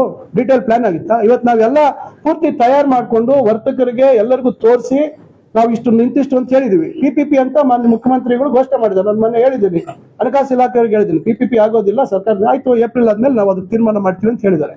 ನಾನಂತೂ ಬಿಡೋದಿಲ್ಲ, ಅದು ಮಾಡೇ ಮಾಡ್ತೀವಿ. ಅರ್ಥ ಆಯ್ತಲ್ಲ? ನಾನು ಸರ್ಕಾರದಲ್ಲಿ ನಾವು ಒತ್ತಾಯ ಮಾಡ್ತಾ ಇದ್ದೀನಿ, PPP ಇದರಲ್ಲಿ ವಯಬಲ್ ಆಗೋದಿಲ್ಲ ಅಂತ ಹೇಳಿದ್ದೀನಿ. ಅವರು ಆಯ್ತು ನಾನು ಏಪ್ರಿಲ್ ಅಲ್ಲಿ, ಯಾಕಂದ್ರೆ ಬಜೆಟ್ ಅಧಿವೇಶನ ಇದೆ, ಈಗ ಒಂದೇ ಸ್ಥಿತಿ ಹೇಳಲಿಕ್ಕೆ ಬರೋದಿಲ್ಲ. ನನ್ನ ಜವಾಬ್ದಾರಿ ಅದು. ಯಾಕಂದ್ರೆ ಇಷ್ಟೆಲ್ಲ ನಾನು ಮಾಡಿದ್ದೀನಿ, ನಾನು ಘೋಷಣೆ ಮಾಡ್ತೀನಿ ಅಂತ ಹೇಳಿದ್ದೆ. ಹೇಳಿದ್ದೆ ಇಲ್ವ? ನಾನು ಹೇಳ್ದಂಗೆ ಒಂದೊಂದು ಹೇಳ್ದಂಗೆ ನಾನು ನಡ್ಕೊಂಡು ಬಂದಿದ್ದೀನಿ. ಅದರಿಂದ ಪಾಪ ಕೆಲವರಿಗೆ ಏನ್ ಮಾಡಕ್ ಆಗೋದಿಲ್ಲ, ಅವ್ರು ಮಾಡ್ಸಕ್ ಆಗ್ಲಿಲ್ಲ, ಇವ್ರು ಯಾರು ಚಿಂತಾಮಣಿಯಿಂದ ಬಂದು ಚಿಕ್ಕಬಳ್ಳಾಪುರದಲ್ಲಿ ಇಲ್ಲೆಲ್ಲ ಮಾಡ್ತಾ ಇದ್ದಾನೆ ಅಂತ ಸ್ವಲ್ಪ ಬೇಜಾರು ಇರ್ಬೋದು, ತೊಂದ್ರೆ ಇಲ್ಲ. ನನಗೇನು ಹೌದು, ರೋಪ್ವೇನ ಹಾಳು ಮಾಡಿದ್ದು ಯಾರು? MOU ಅವ್ರ ಟೈಮಲ್ಲಿ ಆಗಿತ್ತಾ? ಅರಣ್ಯ ಇಲಾಖೆದು ಇನ್ನು ಸದ್ಯದಲ್ಲೇ ಕ್ಲಿಯರೆನ್ಸ್ ಸಿಗುತ್ತೆ. ಏನ್ ಪ್ರಕ್ರಿಯೆ ಆಗ್ತಿದೆ ಈಗ? ಕೋರ್ಟ್ ಕೇಸ್ಗಳಿತ್ತಲ್ಲ, ಜಮೀನ್ ಕೊಟ್ಬಿಟ್ಟು ಕೋರ್ಟ್ ಕೇಸ್ ಯಾರು ಕ್ಲಿಯರ್ ಮಾಡಿಸಿದ್ದು? ಕೋರ್ಟ್ ಕೇಸ್ಗಳು ಯಾರು ಕ್ಲಿಯರ್ ಮಾಡಿಸಿದ್ದು? ನೀವೇನು ಜಾಗ ಕೊಟ್ಟಿದ್ರ? ಜಾಗ ಸುಮ್ಮನೆ ಹೆಸರು ಬರೆದ್ಬಿಟ್ಟು ಅಲ್ಲಿ ಕೋರ್ಟ್ ಕೇಸ್ಗಳಿತ್ತಲ್ಲ, ಶಂಕುಸ್ಥಾಪನೆ ಮಾಡ್ಬಿಟ್ರಲ್ಲ ನೀವು. ಫಾರೆಸ್ಟ್ ಕ್ಲಿಯರೆನ್ಸ್ ಬೇಡವಾ? ಅಲೈನ್ಮೆಂಟ್ ಫಿಕ್ಸ್ ಆಗೋದು ಬೇಡವಾ? ಮೇಲ್ಗಡೆದು ಅಪ್ಪರ್ ಟರ್ಮಿನಲ್ ಪಾಯಿಂಟ್ ಜಾಗ ಕೊಡ್ಸಿದ್ರ ನೀವು? ತೋಟಗಾರಿಕೆ ಇಲಾಖೆದು ನಾವು ವಿಧಾನಸಭೆ ತಿದ್ದುಪಡಿ ತಂದು ಮಾಡಿದ್ವಿ. ಅವೆಲ್ಲ ಯಾಕೆ ಪ್ರಕ್ರಿಯೆಗಳು ಮಾಡ್ದಿರಾ? ಅದೆಲ್ಲ ಬಂದು ಟಕಟಕ ಅಂತ ಎಲ್ಲ ಗುಂಪಲ್ ಗೋವಿಂದ ಪೂಜೆ ಮಾಡಿ ಹೊಟ್ಬಿಟ್ರಿ. ಏನ್ ಹಾಳು ಮಾಡಿದ್ರಿ? ನಿಮ್ಗಿಂತ ಹೆಚ್ಚು ಜವಾಬ್ದಾರಿ ಇದೆ. ಈಗ ನಾವು ಅಪ್ಪರ್ ಟರ್ಮಿನಲ್ ಪಾಯಿಂಟ್ ಅಲ್ಲಿ ಜಾಗ ಕೊಟ್ಟಿದ್ದೀವಿ. ಈಗ ನಾವೇನಾದ್ರೂ ಈಗ ಅಲ್ಲಿ ಅಪ್ಪರ್ ಟರ್ಮಿನಲ್ ಪಾಯಿಂಟ್ ಅಲ್ಲಿ ನಾವು ಅವ್ರ ಕೆಲಸ ಮಾಡಕ್ ಬಿಟ್ರೆ, ಈಗ ಈಗ ಈಗ ಯಾತ್ರಿಕರು ಹೋಗೋರು ಎಲ್ಲಿ ಪಾರ್ಕಿಂಗ್ ಮಾಡ್ತಾರೆ? ಯಾರು ಎಲ್ಲಿ ಪಾರ್ಕ್ ಮಾಡ್ತಾರೆ ಹೇಳಿ? ಇವತ್ತೇ ಗೊತ್ತಲ್ಲ ನಿಮ್ಗೆ ಯಾವಾಗ ಜಾಮ್ ಆಗುತ್ತೆ ಅಂತ. ಅದಕ್ಕೆಲ್ಲ ಪರ್ಯಾಯವಾಗಿ ಬಸ್ ವ್ಯವಸ್ಥೆ ಮಾಡ್ಬೇಕು ನಾವು. ಇಲ್ಲೇ ಕೆಳಗಡೆ ಪಾರ್ಕಿಂಗ್ ವೆಹಿಕಲ್ ಇಲ್ಲೇ ನಿಲ್ಸ್ಬೇಕು. ಇವೆಲ್ಲ ಒಂದೊಂದು ಪ್ರತಿಯೊಂದು ನಾನು ಯಾವ ವಿಚಾರನೂ ಆತರ ಬಿಡೋನಲ್ಲ. ನನಗೆ ಬೇರೆ ವ್ಯಾಪಾರ ವಹಿವಾಟು ಇಲ್ಲ. ಮಧ್ಯರಾತ್ರಿ 2 ಗಂಟೆ 4 ಗಂಟೆ 5 ಗಂಟೆವರೆಗೂ ಬಿಸ್ನೆಸ್ ಇನ್ನೊಂದು ಮಾಡುವಂತದ್ದು ಯಾವ್ದು ಇಲ್ಲ. ನನ್ನ ಕೆಲಸ, ನನ್ನ ಕ್ಷೇತ್ರ, ನನ್ನ ಜಿಲ್ಲೆ, ನನ್ನ ರಾಜ್ಯದಲ್ಲಿ ನನ್ನ ಇಲಾಖೆಯಲ್ಲಿ ಯಾವ ರೀತಿ ಸುಧಾರಣೆ ತರಬೇಕು, ನನ್ನ ಜಿಲ್ಲೆಯಲ್ಲಿ ನಾನು ಮಾತು ಕೊಟ್ಟಿದ್ದೀನಿ, ನನ್ನ ಕ್ಷೇತ್ರದ ಜನಕ್ಕೆ ನಾನು ಏನ್ ಋಣ ತೀರಿಸಬೇಕು ಅದನ್ನೆಲ್ಲ ಮಾಡ್ತಾ ಇದ್ದೀನಿ. ನಾನು ಎಲ್ಲ ಇವತ್ತು ಸಿಲ್ಕ್ ಮಾರ್ಕೆಟ್ಗೆ ಬರೀ 75 ಕೋಟಿ ಅನೌನ್ಸ್ ಮಾಡಿದ್ರು. ನಾನು ಫೈನಾನ್ಸ್ ಇಲಾಖೆಯಲ್ಲಿ ಒಪ್ಸಿ 200 ಕೋಟಿಗೂ ರೆಡಿ ಮಾಡಿಸಿ ಟೆಂಡರ್ ಎಲ್ಲ ರೆಡಿ ಆಗಿದೆ. ಬಹುಶಃ ಮುಂದಿನ ತಿಂಗಳು ಮುಖ್ಯಮಂತ್ರಿಗಳು ಸಮಯ ತಗೊಂಡು ಶಿಡ್ಲಘಟ್ಟದಲ್ಲಿ ಹೈಟೆಕ್ಸ್ 200 ಕೋಟಿ ಆದ್ರೂ ಬಜೆಟ್ ಅಲ್ಲಿ ಸತಿ ಇನ್ನು ಮಿಕ್ಕಿದ್ದು 125 ಕೋಟಿ ಅನೌನ್ಸ್ ಮಾಡಿಸಿದ್ವಿ. ದುಡ್ಡು ಅದಕ್ಕೆ ಯಾಕೆ ಮಾಡಿದ್ವಿ? ಇವೆಲ್ಲ ಸದ್ಯದಲ್ಲೇ ನಾವು ಇದ್ರದ್ದೊಂದು ಘೋಷಣೆ ಇದು ಬರ್ತದೆ, ಆದೇಶ ಬರ್ತದೆ, ಗಂಟಲು ಮಲ್ಲಮ್ಮದು ನಮ್ಮ ಸುಬ್ಬಾರೆಡ್ಡಿ ಅವ್ರು ಕುಡಿಯೋ ನೀರ್ದು. ಇವೆಲ್ಲ ದೊಡ್ಡ ದೊಡ್ಡ ಪ್ರೋಗ್ರಾಮ್ಸ್, ದೊಡ್ಡ ದೊಡ್ಡ ಕಾರ್ಯಕ್ರಮಗಳು. ಅದರಿಂದ ಕೆಲವ್ರಿಗೆ ಏನಾಗಿದೆ ಸಂದರ್ಭದಲ್ಲಿ ಗಮನ ಕೊಡ್ಲಿಲ್ಲ ಜಿಲ್ಲೆ ಕಡೆ. ಏನೋ ಒಂದು ಸ್ವಂತ ಊರ ಹತ್ರ ಏನೋ ಮೆಡಿಕಲ್ ಕಾಲೇಜ್ ಆಗ್ಬಿಟ್ರೆ ಬಹುಶಃ ಅವರೇ ಚಿಕಿತ್ಸೆ ಪಡೆಯೋಕೆ ಹತ್ರ ಇರ್ತದೆ, ಹೋಗಿ ಬರಕ್ಕಾಗತ್ತೆ ಅಂತ ಮಾಡಿಸ್ಕೊಂಡಿದ್ದಾರೆ. ಅದ್ರದ್ದು ಕೂಡ ನಾವು ಬೇಗ ಚಾಲನೆ ಮಾಡ್ಬೇಕಲ್ಲಿ ಆಸ್ಪತ್ರೆ, ಅದನ್ನು ಕೇಳಿದ್ದೀನಿ. ಇವತ್ತು ಡಯಾಗ್ನೋಸ್ಟಿಕ್ ಬ್ಲಾಕ್ ಕೆಲಸ ಆಗ್ತಿದೆ. ಆಲ್ರೆಡಿ ನಾನು CT ಸ್ಕ್ಯಾನ್ 10 ವರ್ಷ ಹಳೇದಾಗಿದೆ. ಅವ್ರ ಮನ್ಸು ಮಾಡೋದಿತ್ತಲ್ಲ. MRI ಕೇಳ್ತಾ ಇದ್ದೀನಿ, CT ಸ್ಕ್ಯಾನ್ ಕೇಳ್ತಾ ಇದ್ದೀನಿ. ಮೊನ್ನೆ ಎಲ್ಲ ಯಾರಿಗೋ ದಾನಿಗಳಿಗೆ PET CT ಬೇಕು ಅಂತ ಕೇಳಿದೆ. ಇಲ್ಲ ಬೇರೆ ಏನೋ ಮಾಡ್ತೀವಿ ಅಂತ ಹೇಳಿದಾರೆ, ಮ್ಯಾಮೋಗ್ರಫಿ ಕೊಡ್ತೀವಿ ಅಂತ ಹೇಳಿದಾರೆ. ಈ ತರ ಎಲ್ಲೆಲ್ಲಿ ಸಾಧ್ಯ ಆಗುತ್ತೆ, ಮ್ಯಾಮೋಗ್ರಫಿ ಇಲ್ಲಿ ಇದೆ, ಅದನ್ನ ಬೇರೆ ಕಡೆ ಕೊಡೋಣ ಅಂತ ಮಾಡ್ತಾ ಇದೀವಿ. ಈ ತರ ಎಲ್ಲೆಲ್ಲಿ ಸಾಧ್ಯ ಆಗುತ್ತೆ ಜಿಲ್ಲೆಯಲ್ಲಿ ಏನೇನು ಮಾಡ್ಲಿಕ್ಕೆ ಸಾಧ್ಯ ಇದೆ. ನಾನು ನನ್ನ ಕ್ಷೇತ್ರ ಇದೆ, ಆದ್ರೆ ಜಿಲ್ಲೆಯಲ್ಲಿ ಏನು ಪ್ರಮುಖವಾಗಿ ಆಗ್ಬೇಕು ಅದನ್ನೆಲ್ಲ ಮಾಡುವಂತ ಕೆಲಸ ಮಾಡ್ತೀವಿ. ನೋಡಿ, DCC ಬ್ಯಾಂಕ್ದು ಅದು ನಬಾರ್ಡು ಮತ್ತೊಂದು ಇವೆಲ್ಲ ಇದೆ. ಈಗಲೇ ಸ್ವಲ್ಪ ಅಲ್ಲಿ ಸಮಸ್ಯೆಗಳಾಗಿದ್ದಾವೆ. ಅದು ಅಷ್ಟು ಸುಲಭವಾಗಿ DCC ಬ್ಯಾಂಕು ಡೈರಿ ಏನು ವಿಭಜನೆ ಮಾಡಿದಷ್ಟು ಸುಲಭವಾಗಿ ಆಗೋ ತರ ಇಲ್ಲ. ರಿಸರ್ವ್ ಬ್ಯಾಂಕ್ ಆಫ್ ಇಂಡಿಯಾ ಅದು ಆಗ್ಬೇಕು. ಅದರಿಂದ ಸುಮ್ನೆ ನಾನೇನೋ ಯಾರೋ ಹೇಳ್ದಂಗೆ ಜವಾಬ್ದಾರಿ ಇಲ್ದಿರ ಸುಮ್ನೆ ಹೇಳೋದು ಬೇಡ. ಯಾಕಂದ್ರೆ ಹಿಂದೆನೂ ಇದ್ರ ಬಗ್ಗೆ ಚರ್ಚೆ ಮಾಡಿದ್ವಿ. ಇದೆಲ್ಲ ಕೆಲವು ರಿಸರ್ವ್ ಬ್ಯಾಂಕ್ ಆಫ್ ಇಂಡಿಯಾ ಇವೆಲ್ಲ ಕೆಲವು ನಬಾರ್ಡು ಇವೆಲ್ಲ ಕ್ಲಿಯರೆನ್ಸಸ್ ಬೇಕು. ಅವೆಲ್ಲ ಅಷ್ಟು ಸುಲಭವಾಗಿ ಆಗೋದಿಲ್ಲ. ನೋಡೋಣ, ನಾವು ಮುಂದೆ ಅದನ್ನ ಯಾವ ರೀತಿ ಮಾಡ್ಲಿಕ್ಕೆ ಸಾಧ್ಯ ಇದೆ, ಅದನ್ನ ಪ್ರಕ್ರಿಯೆಗಳು ಏನು ಅಂತ ಮತ್ತಷ್ಟು ಅದ್ರ ಬಗ್ಗೆ ಗಮನ ಕೊಡ್ತೀವಿ.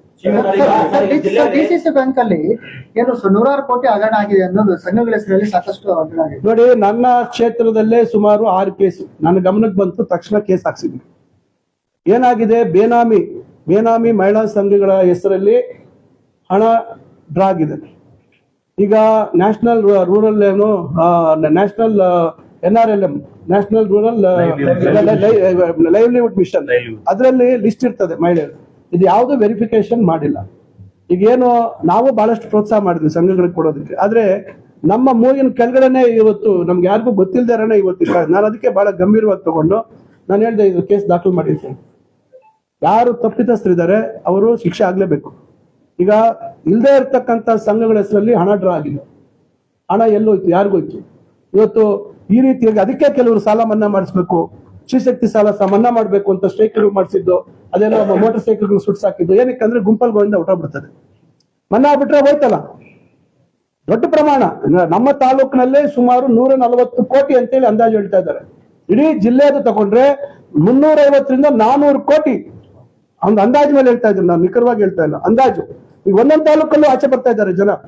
ನಮ್ ಕಡೆ ಹಿಂಗಾಗಿದೆ, ನಮ್ದೆ ನಾವು ಸೈನ್ ಹಾಕಿಲ್ಲ, ಏನು ಹಾಕಿಲ್ಲ. ಇದು ನೋಡಿ, ಏನೋ ಒಳ್ಳೇದಾಗ್ತದೆ, ಮಹಿಳಾ ಸಂಘಗಳು ಮಾಡಿ ಮಹಿಳೆಯರಿಗೆ ಒಂದು ರೀತಿ ಸಬಲೀಕರಣ ಮಾಡ್ದಂಗೆ ಆಗತ್ತೆ, ಅವ್ರು ಪ್ರೋತ್ಸಾಹ ಕೊಡಕ್ ಆಗತ್ತೆ. ಅಂದ್ರೆ ಈ ರೀತಿಯಾಗಿ ಅದನ್ನ ದುರುಪಯೋಗ ಮಾಡ್ಕೊಳ್ತಾರೆ ವ್ಯವಸ್ಥೆ ಅಂತ ಹೇಳಿ ನಾವ್ಯಾರು ಒಪ್ಪಲಿಲ್ಲ. ಅದರಿಂದ ಏನು ಇವತ್ತು ಆಡಿಟ್ ಆಗ್ಬೇಕು, ರೀ ಆಡಿಟ್ ಅಂದ್ರೆ ಅದಕ್ಕೆ ಕೋರ್ಟ್ ಸ್ಟೇ ತರ್ತಾರೆ. ಒಳ್ಳೆ ಆಡಳಿತಾಧಿಕಾರಿ ಆಗ್ಬೇಕು ಅಂದ್ರೆ ಅದಕ್ಕೆ ಕೋರ್ಟ್ ಸ್ಟೇ ತರ್ತಾರೆ. ಯಾಕಿದ್ರು ಏನು ಉದ್ದೇಶ ಆಗಿರೋ? ಈಗ ನಾವೇನಾದ್ರೂ ಕರೆಕ್ಟ್ ಆಗಿದ್ರೆ ತನಿಖೆ ಆಗ್ಲಿ ಬಿಡಿ. ಯಾಕೆ ಅದಕ್ಕೆಲ್ಲ ಅಡ್ಡ ತರ್ತಾ ಇದ್ದೀರಾ? ಯಾವ್ದಕ್ಕೆ ಪ್ರತಿಯೊಂದಕ್ಕೂ ಅಡ್ಡ ತಂದು ಪ್ರತಿಯೊಂದು ಯಾಕೆ ಅಡ್ಡ ಆಗ್ತದೆ ಅಂದ್ರೆ ನೀವು ನೆಕ್ಸ್ಟ್ ಏನಾದ್ರು ಮತ್ತೆ ಅಧಿಕಾರಿಗೆ ಬಂದ್ಬಿಟ್ರೆ ಅದನ್ನೆಲ್ಲ ಅಡ್ಡ ಹಾಕ್ಬೇಕಂತ ಯಾರು ಸುಮ್ಮನೆ ಕೂರೋದಿಲ್ಲ. ಈಗ ಏನು ಬೆಳಕಿಗೆ ಬಂದಿದೆ, ಖಂಡಿತ ಇದು ಹೊರತರ್ತಕ್ಕಂಥದ್ದು. ಇದ್ರ ಬಗ್ಗೆ ನಾವು ಅಂತಿಮ ತಾರ್ಕಿಕ ಅಂತ್ಯ ಆಗ್ಬೇಕು. ಯಾರು ಇವತ್ತು ಇದ್ರಲ್ಲಿ ಭಾಗಿಯಾಗಿದ್ದಾರೆ ಅವ್ರ ಮೇಲೆ ಶಿಕ್ಷೆ ಆಗುವಂತದಕ್ಕೆ ನಾವೆಲ್ಲ ಬದ್ಧವಾಗಿದ್ದೀವಿ.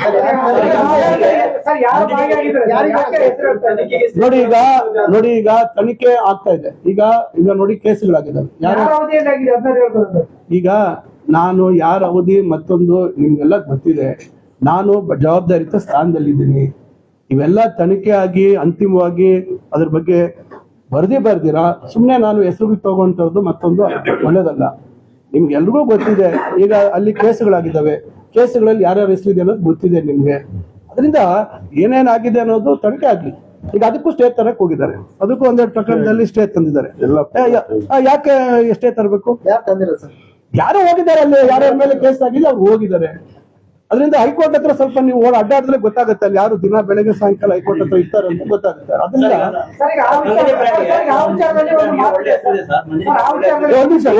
ಒಬ್ರು ಕೇಳು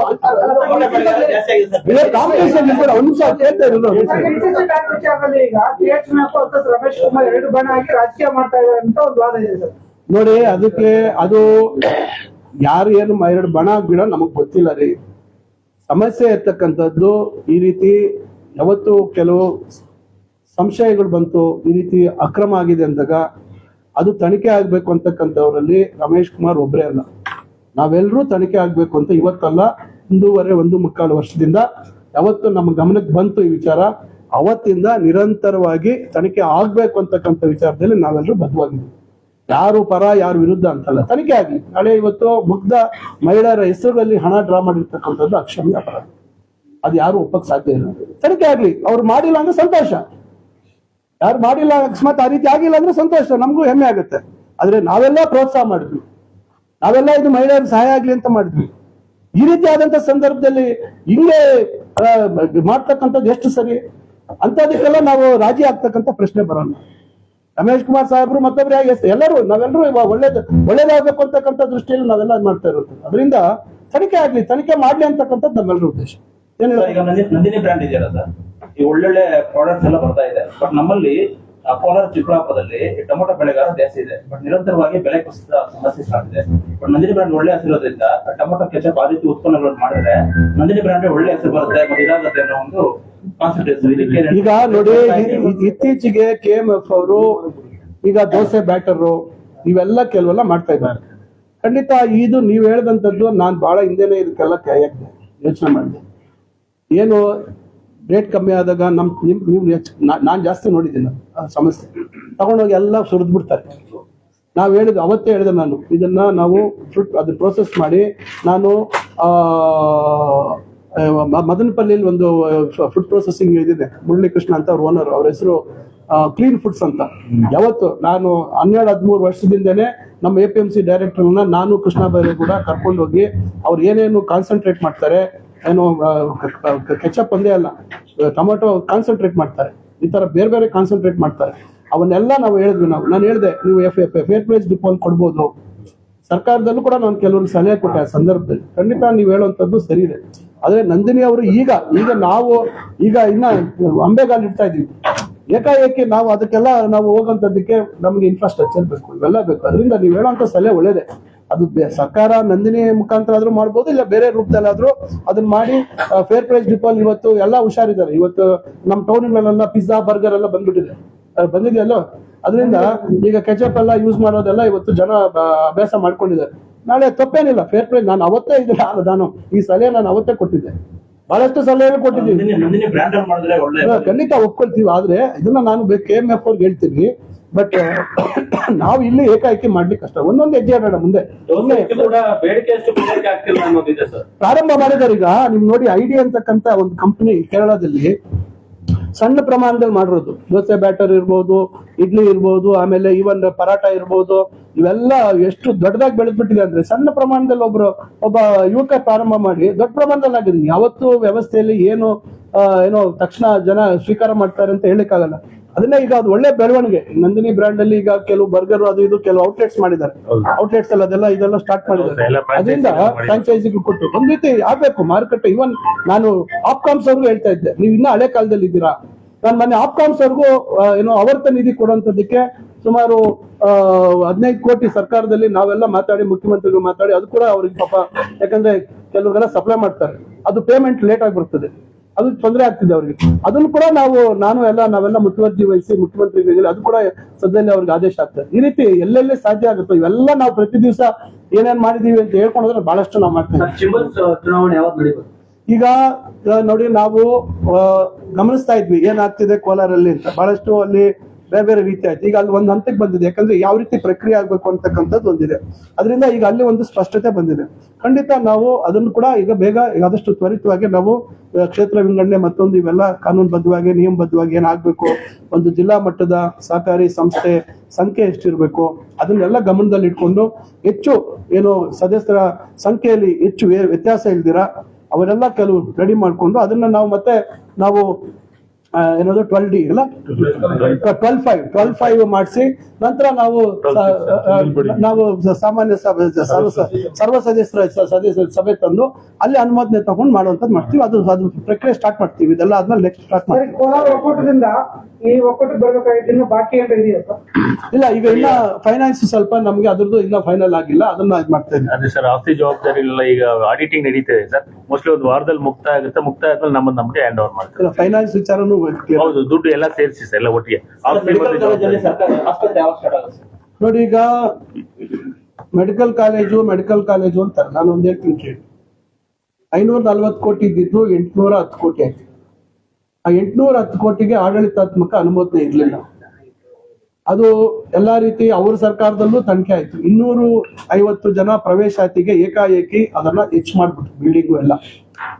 ಈಗ ನಾವು ಅದನ್ನೆಲ್ಲ ತನಿಖೆ ಮಾಡಿಸಿ ಇದೆಲ್ಲ ಸೈಜ್ ಅಂತ ಹೇಳಿ ಮತ್ತೆಲ್ಲ ಮಾಡಿ ಕಡೆಗೆ ಆಯ್ತು, ಇನ್ನ ನಾವು ಅದನ್ನೇ ಇದು ಮಾಡ್ಕೊಂಡು ಹೋದ್ರೆ ನಾಳೆ ಮಕ್ಕಳ ಭವಿಷ್ಯಕ್ಕೆ ತೊಂದರೆ ಆಗುತ್ತೆ ಅಂತ ಹೇಳಿ ನಾವೆಲ್ಲ ಕ್ಯಾಬಿನೆಟ್ ಅಲ್ಲೆಲ್ಲ ಆಯ್ತು, ಇಲ್ಲ ಇದು ಮಾಡೋಣ ನಾವು ಅಂತ ಹೇಳಿ ಮತ್ತೆ ಕ್ಯಾಬಿನೆಟ್ ಅಲ್ಲಿ ನಿಮ್ಗೆ ಗೊತ್ತಿದೆ 2024 ಜನವರಿ ಫೆಬ್ರವರಿಯಲ್ಲಿ ನಾವು ಅದಕ್ಕೆ ಆಡಳಿತಾತ್ಮಕ ಅನುಮೋದನೆ ಕೊಟ್ಟು ಹಣ ಬಿಡುಗಡೆ ಮಾಡಿದ್ವಿ. ಇನ್ನ ಅವ್ರಿಗೆ ಸುಮಾರು 100 ಕೋಟಿ ಎಷ್ಟು ಚಿಲ್ಲರೆ ಬಿಡುಗಡೆ ಮಾಡ್ಬೇಕು.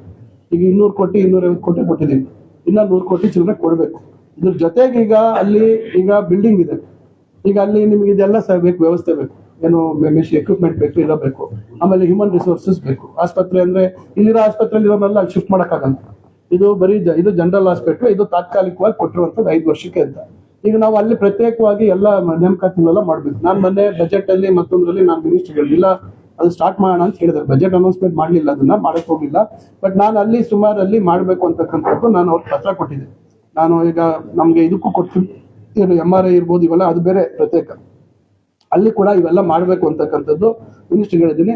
ಇಲ್ಲ ನಾವು ಮಾಡ್ಸೋಣ ಅಂತ ಹೇಳಿದ್ದಾರೆ. ಅದರಿಂದ ನನಗಂತೂ ವಿಶ್ವಾಸ ಇದೆ. ನೋಡೋಣ, ಈಗ ಇದೆಲ್ಲ ಆದ್ಮೇಲೆ ಬಜೆಟ್ ಆದ್ಮೇಲೆ ನಿರಂತರವಾಗಿ ಮಂತ್ರಿಗಳ ಮೇಲೆ ಒತ್ತಡ ಹಾಕಿ ನಾವು ಆದಷ್ಟು ಬೇಗ ಒಂದೊಂದೇ ಈಗ ಅದಕ್ಕೆ ಎಕ್ವಿಪ್ಮೆಂಟ್ ಮತ್ತೊಂದು ಇವೆಲ್ಲ ಪ್ರಾವಿಷನ್ ಮಾಡಬೇಕು. ಅವೆಲ್ಲ ಮಾಡಲೇಬೇಕು. ಇವತ್ತೆಲ್ಲ ನಾಳೆ ನಾವು ಅಲ್ಲಿ ಪ್ರಾರಂಭ ಮಾಡಲೇಬೇಕು. ಪ್ರಾರಂಭ ಮಾಡ್ತೀವಿ. ಈಗಾಗಲೇ 100 ಪ್ರವೇಶಾತಿ ಇರುವಂಥದ್ದನ್ನ 150 ಮಾಡುವಂಥದ್ದಕ್ಕೆ ಈಗ ಇನ್ಸ್ಪೆಕ್ಷನ್ ಎಲ್ಲ ಆಗಿದೆ. ಇವೆಲ್ಲ ನಾನು ಹೇಳಕ್ ಹೋಗಿಲ್ಲ. ನಾವು 150 ಇಂಟೇಕ್ಗೆ ಇನ್ಸ್ಪೆಕ್ಷನ್ ಎಲ್ಲ ಮಾಡಿಸಿದ್ದಾರೆ. ನಾವು ರಿಪೋರ್ಟ್ ಎಲ್ಲ ಕಳಿಸಿದ್ವಿ. ನೋಡೋಣ, ಅಲ್ಲಿ ಗವರ್ಮೆಂಟ್ ಆಫ್ ಇಂಡಿಯಾ ಅಪ್ರೂವಲ್ ಬಂದ್ರೆ ನಮ್ಗೆ ಇದಕ್ಕೆ ನ್ಯಾಷನಲ್ ಮೆಡಿಕಲ್ ಕಮಿಷನ್ ಇಂದ ಈ ವರ್ಷ ಬರೋ ವರ್ಷದಲ್ಲಿ 150 ಇಂಟೇಕ್ ಮಾಡೋದಕ್ಕಾಗುತ್ತೆ. ಈ ತರ ಮೆಡಿಕಲ್ ಕಾಲೇಜ್ ವಿಚಾರದಲ್ಲಿ ಹಿಂದೆ ಬಿಜೆಪಿ ಸರ್ಕಾರ ತಾವೇ ಹೇಳ್ತಾ ಇದೆ, ತಮ್ಮ ಶಾಸಕರು ಹೇಳ್ತಾ ಇದ್ದಾರೆ ಅವ್ಯವಹಾರ, ಅಕ್ರಮ, ಭ್ರಷ್ಟಾಚಾರ, ಹೆಚ್ಚುವರಿ ಹಣ ದುರುಪಯೋಗ ಇದೆಲ್ಲ ಆಯ್ತು. ಬಟ್ ಈಗ ನಿಮ್ಮ ಸರ್ಕಾರ ಬಂದ್ರೆ ಅದಕ್ಕೆಲ್ಲ ಅನುಮೋದನೆ ಆಗ್ತಿದೆ. ಈಗ ನೋಡಿ ಪಾಟೀಲ್, ಈಗ ಯಾವುದೇ ಅನುಮತಿ ಇಲ್ದಿರ ಯಾವುದೇ ಸರ್ಕಾರದಲ್ಲಿ ಅವ್ರದೇ ಸರ್ಕಾರ ಇತ್ತು, ಅವರೇ ಮಂತ್ರಿಗಳು ಎಲ್ಲ ಇದ್ರು, ಅವರು ಏನೇ ವೇರಿಯೇಷನ್ ಇರಲಿ ಮತ್ತೊಂದಿರಲಿ ಅವರು ಅಲ್ಲಿ ಅನುಮೋದನೆ ತಗೋಬೇಕಾಗಿತ್ತು. ನೀವು ಸ್ವಲ್ಪ ಆಳವಾಗಿ ಹೋಗಿ, ಅವರ ಮುಖ್ಯಮಂತ್ರಿಗಳೇ ಜೊತೆಯಲ್ಲಿ ಬೆಳಗ್ಗೆ ಸಾಯಂಕಾಲ ಓಡಾಡ್ತಿದ್ದಂಥವ್ರೆ ಇದ್ರ ಬಗ್ಗೆ ತನಿಖೆ ಹಾಕಿದ್ರು. 2 ಸಮಿತಿಗಳನ್ನ ರಚನೆ ಮಾಡಿ ಕ್ಯಾಬಿನೆಟ್ಗೆ ಹೋದಾಗ ಅಲ್ಲೆಲ್ಲ ಅದೇನು ಗೊಂದಲ ಆಯ್ತು ಗೊತ್ತಿಲ್ಲ, ವಾಪಸ್ ಹೋಯ್ತು. ನಾವು ಬಂದಾಗ ಅವನ್ನೆಲ್ಲ ಸಮಗ್ರವಾಗಿ ಅದನ್ನ ಮಾಡಿ ಯಾವ ಕಾರಣಕ್ಕೆ ಜಾಸ್ತಿ ಆಯ್ತು, ಹೇಗಾಯ್ತು ಅಂತಕ್ಕಂಥದ್ದು ಮಾಡಿದಾಗ ಆಗ ವರದಿಯಲ್ಲಿ ಏನ್ ಕೊಟ್ರು, ಹಿಂದೆ 150 ಇದ್ದಿದ್ದು ಇಂಟೇಕ್ಗೆ 250 ಮಾಡಿದ್ರು. ಎಲ್ಲ class room size, building size ಎಲ್ಲ ಜಾಸ್ತಿ ಮಾಡ್ಬಿಟ್ರು. ಅದಕ್ಕೆ ಯಾವುದೇ ಅನುಮತಿ ತಗೊಂಡಿಲ್ಲ, ಏಕಾಏಕಿ ಅದಕ್ಕೆ ಇದು ಕೊಟ್ಬಿಟ್ಟಿದ್ರು. ಅದೆಲ್ಲ ಲ್ಯಾಪ್ಸಸ್ ಆಗಿದೆ, ಅಡ್ಮಿನಿಸ್ಟ್ರೇಟಿವ್ ಲ್ಯಾಪ್ಸಸ್ ಇದೆ. ಇನ್ನು ಬೇರೆ ಹಿಂದೆ ಏನ್ ನಡೆದಿದೆ ಅವೆಲ್ಲ ನಮಗೆ ಮಾಹಿತಿ ಇಲ್ಲ. ಅದ್ರ ಬಗ್ಗೆ ನಾನು ಮಾಹಿತಿ ಇದ್ರೆ ಹೇಳೋದು. ಭ್ರಷ್ಟಾಚಾರ ನಡೆದಿಲ್ಲ ಅಂತ ಈಗ ನಾನು ಹೇಳ್ತಾ ಇರೋಂಥದ್ದು ನೋಡಿ, ಅನುಮತಿ ಇಲ್ದಿರ 150 ಬೆಡ್ ಇರ್ತಕ್ಕಂಥದ್ದನ್ನ 250 ಮಾಡಿರ್ತಕ್ಕಂಥದ್ದು ಒಂದು ವಿಚಾರ. ಅದ್ರ ಹಿಂದೆ ಬೇರೆ ಏನೇನಾಗಿದೆ ಮತ್ತೊಂದಾಗಿದೆ ಅನ್ನೋದ್ರ ಬಗ್ಗೆ ನಿಖರವಾಗಿ ನಾನು ಇಲ್ಲಿ ಯಾವುದೇ ಏನು ದಾಖಲಾತಿ ಇಲ್ದಿರ ನಾನು ಹೇಳುವಂಥದ್ದು ನನ್ನ ಜವಾಬ್ದಾರಿಯುತ ಸ್ಥಾನಕ್ಕೆ ಶೋಭೆ ತರತಕ್ಕಂಥದ್ದಲ್ಲ. ಅದರಿಂದ ಒಟ್ಟಾರೆಯಾಗಿ ಮಕ್ಕಳ ಹಿತದೃಷ್ಟಿ ಮತ್ತು ಜಿಲ್ಲೆಯ ನಮ್ಮ ಜಿಲ್ಲೆಯಲ್ಲಿ ಮೆಡಿಕಲ್ ಕಾಲೇಜ್ ಆಗಿದೆ, ಸರಿನೋ ತಪ್ಪೋ ಎಲ್ಲಾಗಿದೆ ಆಗಿರೋದು ಬೇರೆ ವಿಚಾರ. ಅವತ್ತು ಆಗ್ಬಿಟ್ಟಿದೆ. ಈಗ ಅದನ್ನ ನಾನು ಎತ್ಕೊಂಡ್ಬಂದು ಇಲ್ಲಿ ಇಡಕ್ಕಾಗಲ್ಲ, ಚಿಕ್ಕಬಳ್ಳಾಪುರದ ಹತ್ರ ಎತ್ಕೊಂಡ್ಬಂದು ಇಡಕ್ಕಾಗಲ್ಲ. ಅದರಿಂದ ಈಗ ಅದನ್ನ ಪ್ರಾರಂಭ ಮಾಡ್ತಕ್ಕಂಥದ್ದು ನಮ್ಮ ಕರ್ತವ್ಯ. ನಿಮ್ಗೆ ಗೊತ್ತಿದೆ, ನಾನು ಮೆಡಿಕಲ್ ಎಜುಕೇಶನ್ ಮಿನಿಸ್ಟರ್ ಕರ್ಕೊಂಡ್ಬಂದೆ. ಅಲ್ಲಿ VTU ಅಲ್ಲಿ ಬಹಳ ಕಷ್ಟಕರ ಪರಿಸ್ಥಿತಿ ಇದೆ, ಮಕ್ಕಳು ತೊಂದರೆ ಆಗ್ತಿದೆ ಅಂತ ಹೇಳಿ ತಕ್ಷಣ 15 ದಿವಸಕ್ಕೆ ಇಲ್ಲಿ ಎಲ್ಲ ಸ್ಟಡಿ ಮಾಡಿ ಶಿಫ್ಟ್ ಮಾಡಿದ್ವಿ. ಹಾಸ್ಟ್ ಬಿಲ್ಡಿಂಗ್ಸ್ ಆಗಿರ್ಲಿಲ್ಲ, ಒಂದು ಗಂಡ್ ಮಕ್ಳು ಹಾಸ್ಟ್ ಬಿಲ್ಡಿಂಗ್ ಆಗಿಲ್ಲ. ಅದನ್ನ ಗೋಪುರ ಅಂದ್ರು. ಪಾಪ ಇದನ್ನ ದಿನ ನೋಡ್ಕೊಂಡ್ ಬರ್ಬೋದು, ಗೋಪುರ ಎಲ್ಲ ಚೆನ್ನಾಗ್ ಆಗ್ತಾ ಇದೆ. ನಾವು ಯಾವ್ದು ಆ ರೀತಿ ದ್ವೇಷ ಮಾಡುವಂತದ್ದು ಮತ್ತೊಂದು ಮಾಡಕ್ ಹೋಗಿಲ್ಲ. ನಮ್ ಕೆಲಸ ಏನಿತ್ತು ಜವಾಬ್ದಾರಿಯುತವಾಗಿ ನಾವು ಮಾಡುವಂತ ಕೆಲಸ ನಮ್ಮ ಜಿಲ್ಲೆಗೆ ಒಳ್ಳೇದಾಗ್ಲಿ ಇರ್ತಕ್ಕಂಥ ದೃಷ್ಟಿಯಲ್ಲಿ ಮಾಡಿದ್ವಿ. ನ್ಯಾಯಾಂಗ ತನಿಖೆ ಮತ್ತೆ SIT ಏನಾಯ್ತು ಸರ್? ಇದಕ್ಕೆ ಸಂಬಂಧ ಸ್ಟಾಪ್ ಆಗೋಯ್ತು ಸರ್. ನೋಡಿ, ಈಗ ಇದು ಮೆಡಿಕಲ್ ಕಾಲೇಜುಗಳ ವಿಚಾರ ಬೇರೆ, ಕೊರೋನಾದು ಕೋವಿಡ್ದು ಅದು ಬೇರೆ ವಿಚಾರ. ಅದು ನಡೀತಾ ಇದೆ, ನಿಮ್ಗೆಲ್ಲ ಗೊತ್ತಿದೆ. ಅದು ಪ್ರಕ್ರಿಯೆ ಇದೆ, ಅದು ಅದರದೇ ಆದಂತ ಇದು ನಡೀತಾ ಇದೆ. ಅದು ಪ್ರತ್ಯೇಕವಾಗಿದೆ. ಇಷ್ಟಿಷ್ಟು ಹೆಚ್ಚು ಕಮ್ಮಿ ಆಗಿದೆ ಅಂತ ಪ್ರಾಥಮಿಕ ವರದಿಯಲ್ಲಿ ಕೊಟ್ಟಿದ್ದಾರೆ, ಅದೆಲ್ಲ ಬಂದಿದೆ. ಅದು ಆಗ್ತಾ ಇದೆ, ಅದನ್ನ ಯಾರು ಕೈ ಬಿಟ್ಟಿಲ್ಲ. ಅದು ಯಾವ್ದು ಕೈ ಬಿಟ್ಟಿಲ್ಲ. ಅದು ಪ್ರತ್ಯೇಕ, ಇದು ಪ್ರತ್ಯೇಕ. ಮೆಡಿಕಲ್ ಕಾಲೇಜ್ ಸಂಬಂಧಪಟ್ಟ SIT ತನಿಖೆ ಆಗಿತ್ತು. ಮೆಡಿಕಲ್ ಕಾಲೇಜ್ SIT ಅಲ್ಲ, ಮೆಡಿಕಲ್ 3-4 ಕಾಲೇಜ್ದು ಈ ರೀತಿ ರೇಟ್ ಜಾಸ್ತಿ ಈ ತರ ಹೆಚ್ಚು ಮಾಡಿರುವಂತದ್ರ ಬಗ್ಗೆ ಅದು ಸಪರೇಟ್ ಆಗಿ ಅದು ಎನ್ಕ್ವೈರಿ ಆಗ್ತಾ ಇದೆ. ಅದು ಎನ್ಕ್ವೈರಿ ಆಗಿದೆ. ನಮ್ಮ ಚಿಕ್ಕಬಳ್ಳಾಪುರದ್ದು ಅದೆಲ್ಲ ನಾವು ವೆರಿಫೈ ಮಾಡಿಸಿ ಇದು ಮಾಡಿದ್ವಿ. ಬೇರೆದು ಬಗ್ಗೆ ನನಗೆ ಮಾಹಿತಿ ಇಲ್ಲ. ಅದು ನನ್ನ ಬಗ್ಗೆ ಮಾಹಿತಿ ಇಲ್ಲ. ನಾನು ವೈದ್ಯಕೀಯ ಶಿಕ್ಷಣ ಸಚಿವರಲ್ಲ. ನನ್ಗಿರೋದು ಒಂದೇ ಇಲಾಖೆ, ಉನ್ನತ ಶಿಕ್ಷಣ ಇಲಾಖೆ. ನನಗೆ ವೈದ್ಯಕೀಯ ಮತ್ತು ಆರೋಗ್ಯ ಮತ್ತು ಕುಟುಂಬ ಕಲ್ಯಾಣ 2 ಇಲಾಖೆ ನನ್ನ ಹತ್ರ ಇರಲಿಲ್ಲ.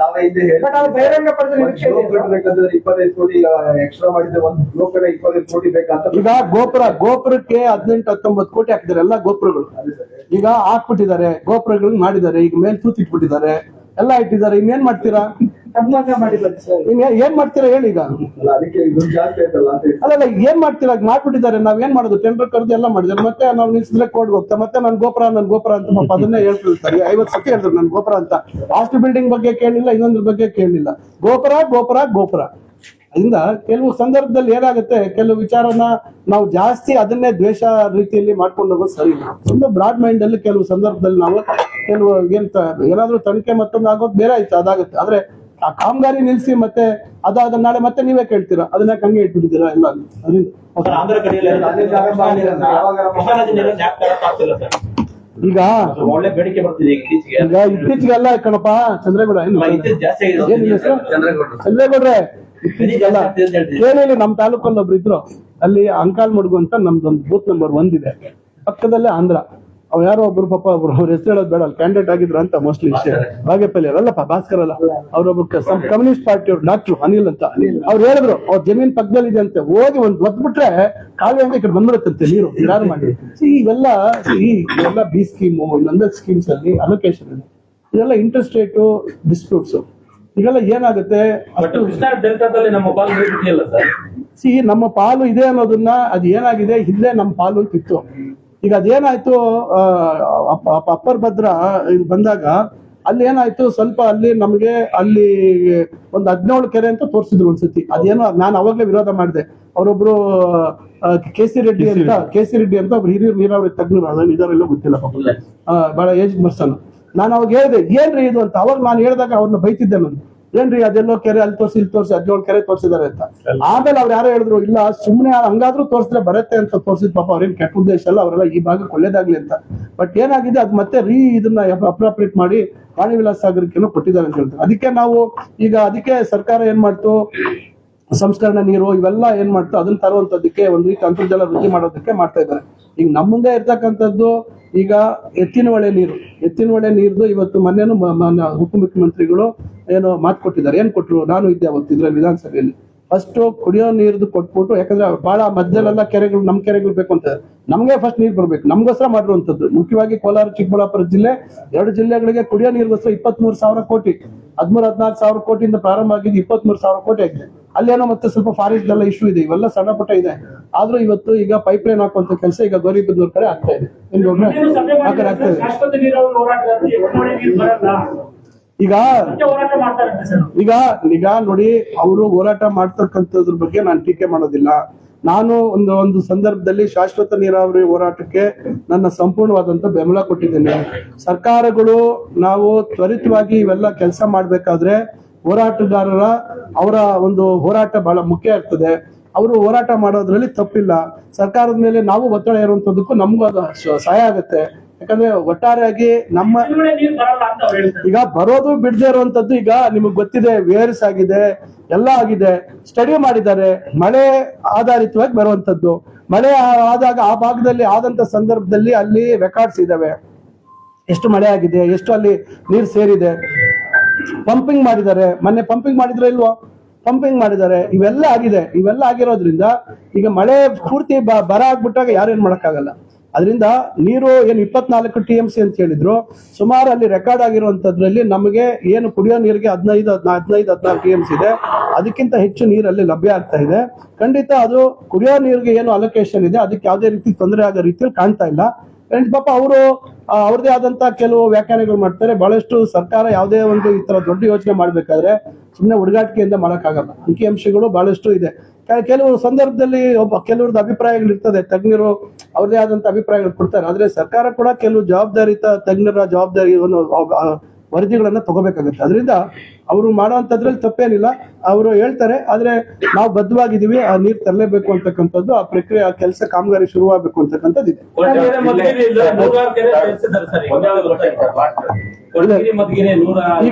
ಈಗ ನೋಡಿ, ನಮಗೇನು ಅಲೋಕೇಶನ್ ಇದೆ, ನಮ್ಮ ಅಲೋಕೇಶನ್ಗೆ ಯಾವುದೇ ರೀತಿ ತೊಂದರೆ ಆಗದ ರೀತಿಯಲ್ಲಿ ಏನು ಬೇರೆ ಅಲೋಕೇಶನ್ ಇತ್ತು ಅದರಲ್ಲಿ ಅವರ ಜಿಲ್ಲೆ ಅಲೋಕೇಶನ್ ಅಲ್ಲಿ ಅವ್ರು ತಗೊಳ್ತಾ ಇದ್ದಾರೆ. ನಾವು ಅದಕ್ಕೆ ಸಂಪುಟದಲ್ಲೇ ನಾನಿರ್ಬೋದು, ಕೃಷ್ಣ ಬೈರೇಗೌಡರು ಇರ್ಬೋದು, ಇಲ್ಲ KH ಮುನಿಯಪ್ಪ ಅವ್ರು ಇರ್ಬೋದು, ನಾವೆಲ್ಲರೂ ಬಹಳ ದೊಡ್ಡ ಮಟ್ಟದಲ್ಲಿ ವಿರೋಧ ಮಾಡಿದೀವಿ. ಕುಡಿಯೋ ನೀರಿಗೆ ಫಸ್ಟ್ ನಮಗೆ ಟೈಲ್ಯಾಂಡ್ ಅಲ್ಲಿ ನಮಗೆ ನೀರು ಕೊಟ್ಟು ಅವ್ರಿಗೆ ಕೊಡಿ, ನಮ್ದು ಅಭ್ಯಂತರ ಇಲ್ಲ. ನಮಗ್ ಕೊಡದೇ ಇದ್ರೆ ಅವ್ರು ಹೇಳಿದ್ರು, ಮುಖ್ಯಮಂತ್ರಿಗಳು ಮತ್ತೊಮ್ಮೆ ಅವರೇ ಇದಕ್ಕೆ ಏನೋ ಆದೇಶ ಕೊಟ್ಟಂತವ್ರು, ಅದನ್ನ ಪೂಜೆ ಮಾಡಿರ್ತಕ್ಕಂಥವ್ರು, ಅವ್ರು ಬಹಳ ಸ್ಪಷ್ಟವಾಗಿ ಹೇಳಿದ್ದಾರೆ, ಇಲ್ಲ ಇದು ಕೋಲಾರ ಚಿಕ್ಕಬಳ್ಳಾಪುರಕ್ಕೆ ಕುಡಿಯೋ ನೀರ್ದು, ನಾನು ಅದಕ್ಕೆ ಬದ್ಧವಾಗಿದ್ದೀನಿ ಅಂತ ಮಾತಾಡಿದ್ದಾರೆ. ಖಂಡಿತ ನಾವು ಇದನ್ನ ಪ್ರಬಲವಾಗಿ ನಮ್ಮ ಜಿಲ್ಲೆ ಹಿತ ಕಾಪಾಡ್ಕೊಳ್ತಕ್ಕಂಥ ಜವಾಬ್ದಾರಿ ನಮ್ದು. ಧನ್ಯವಾದ.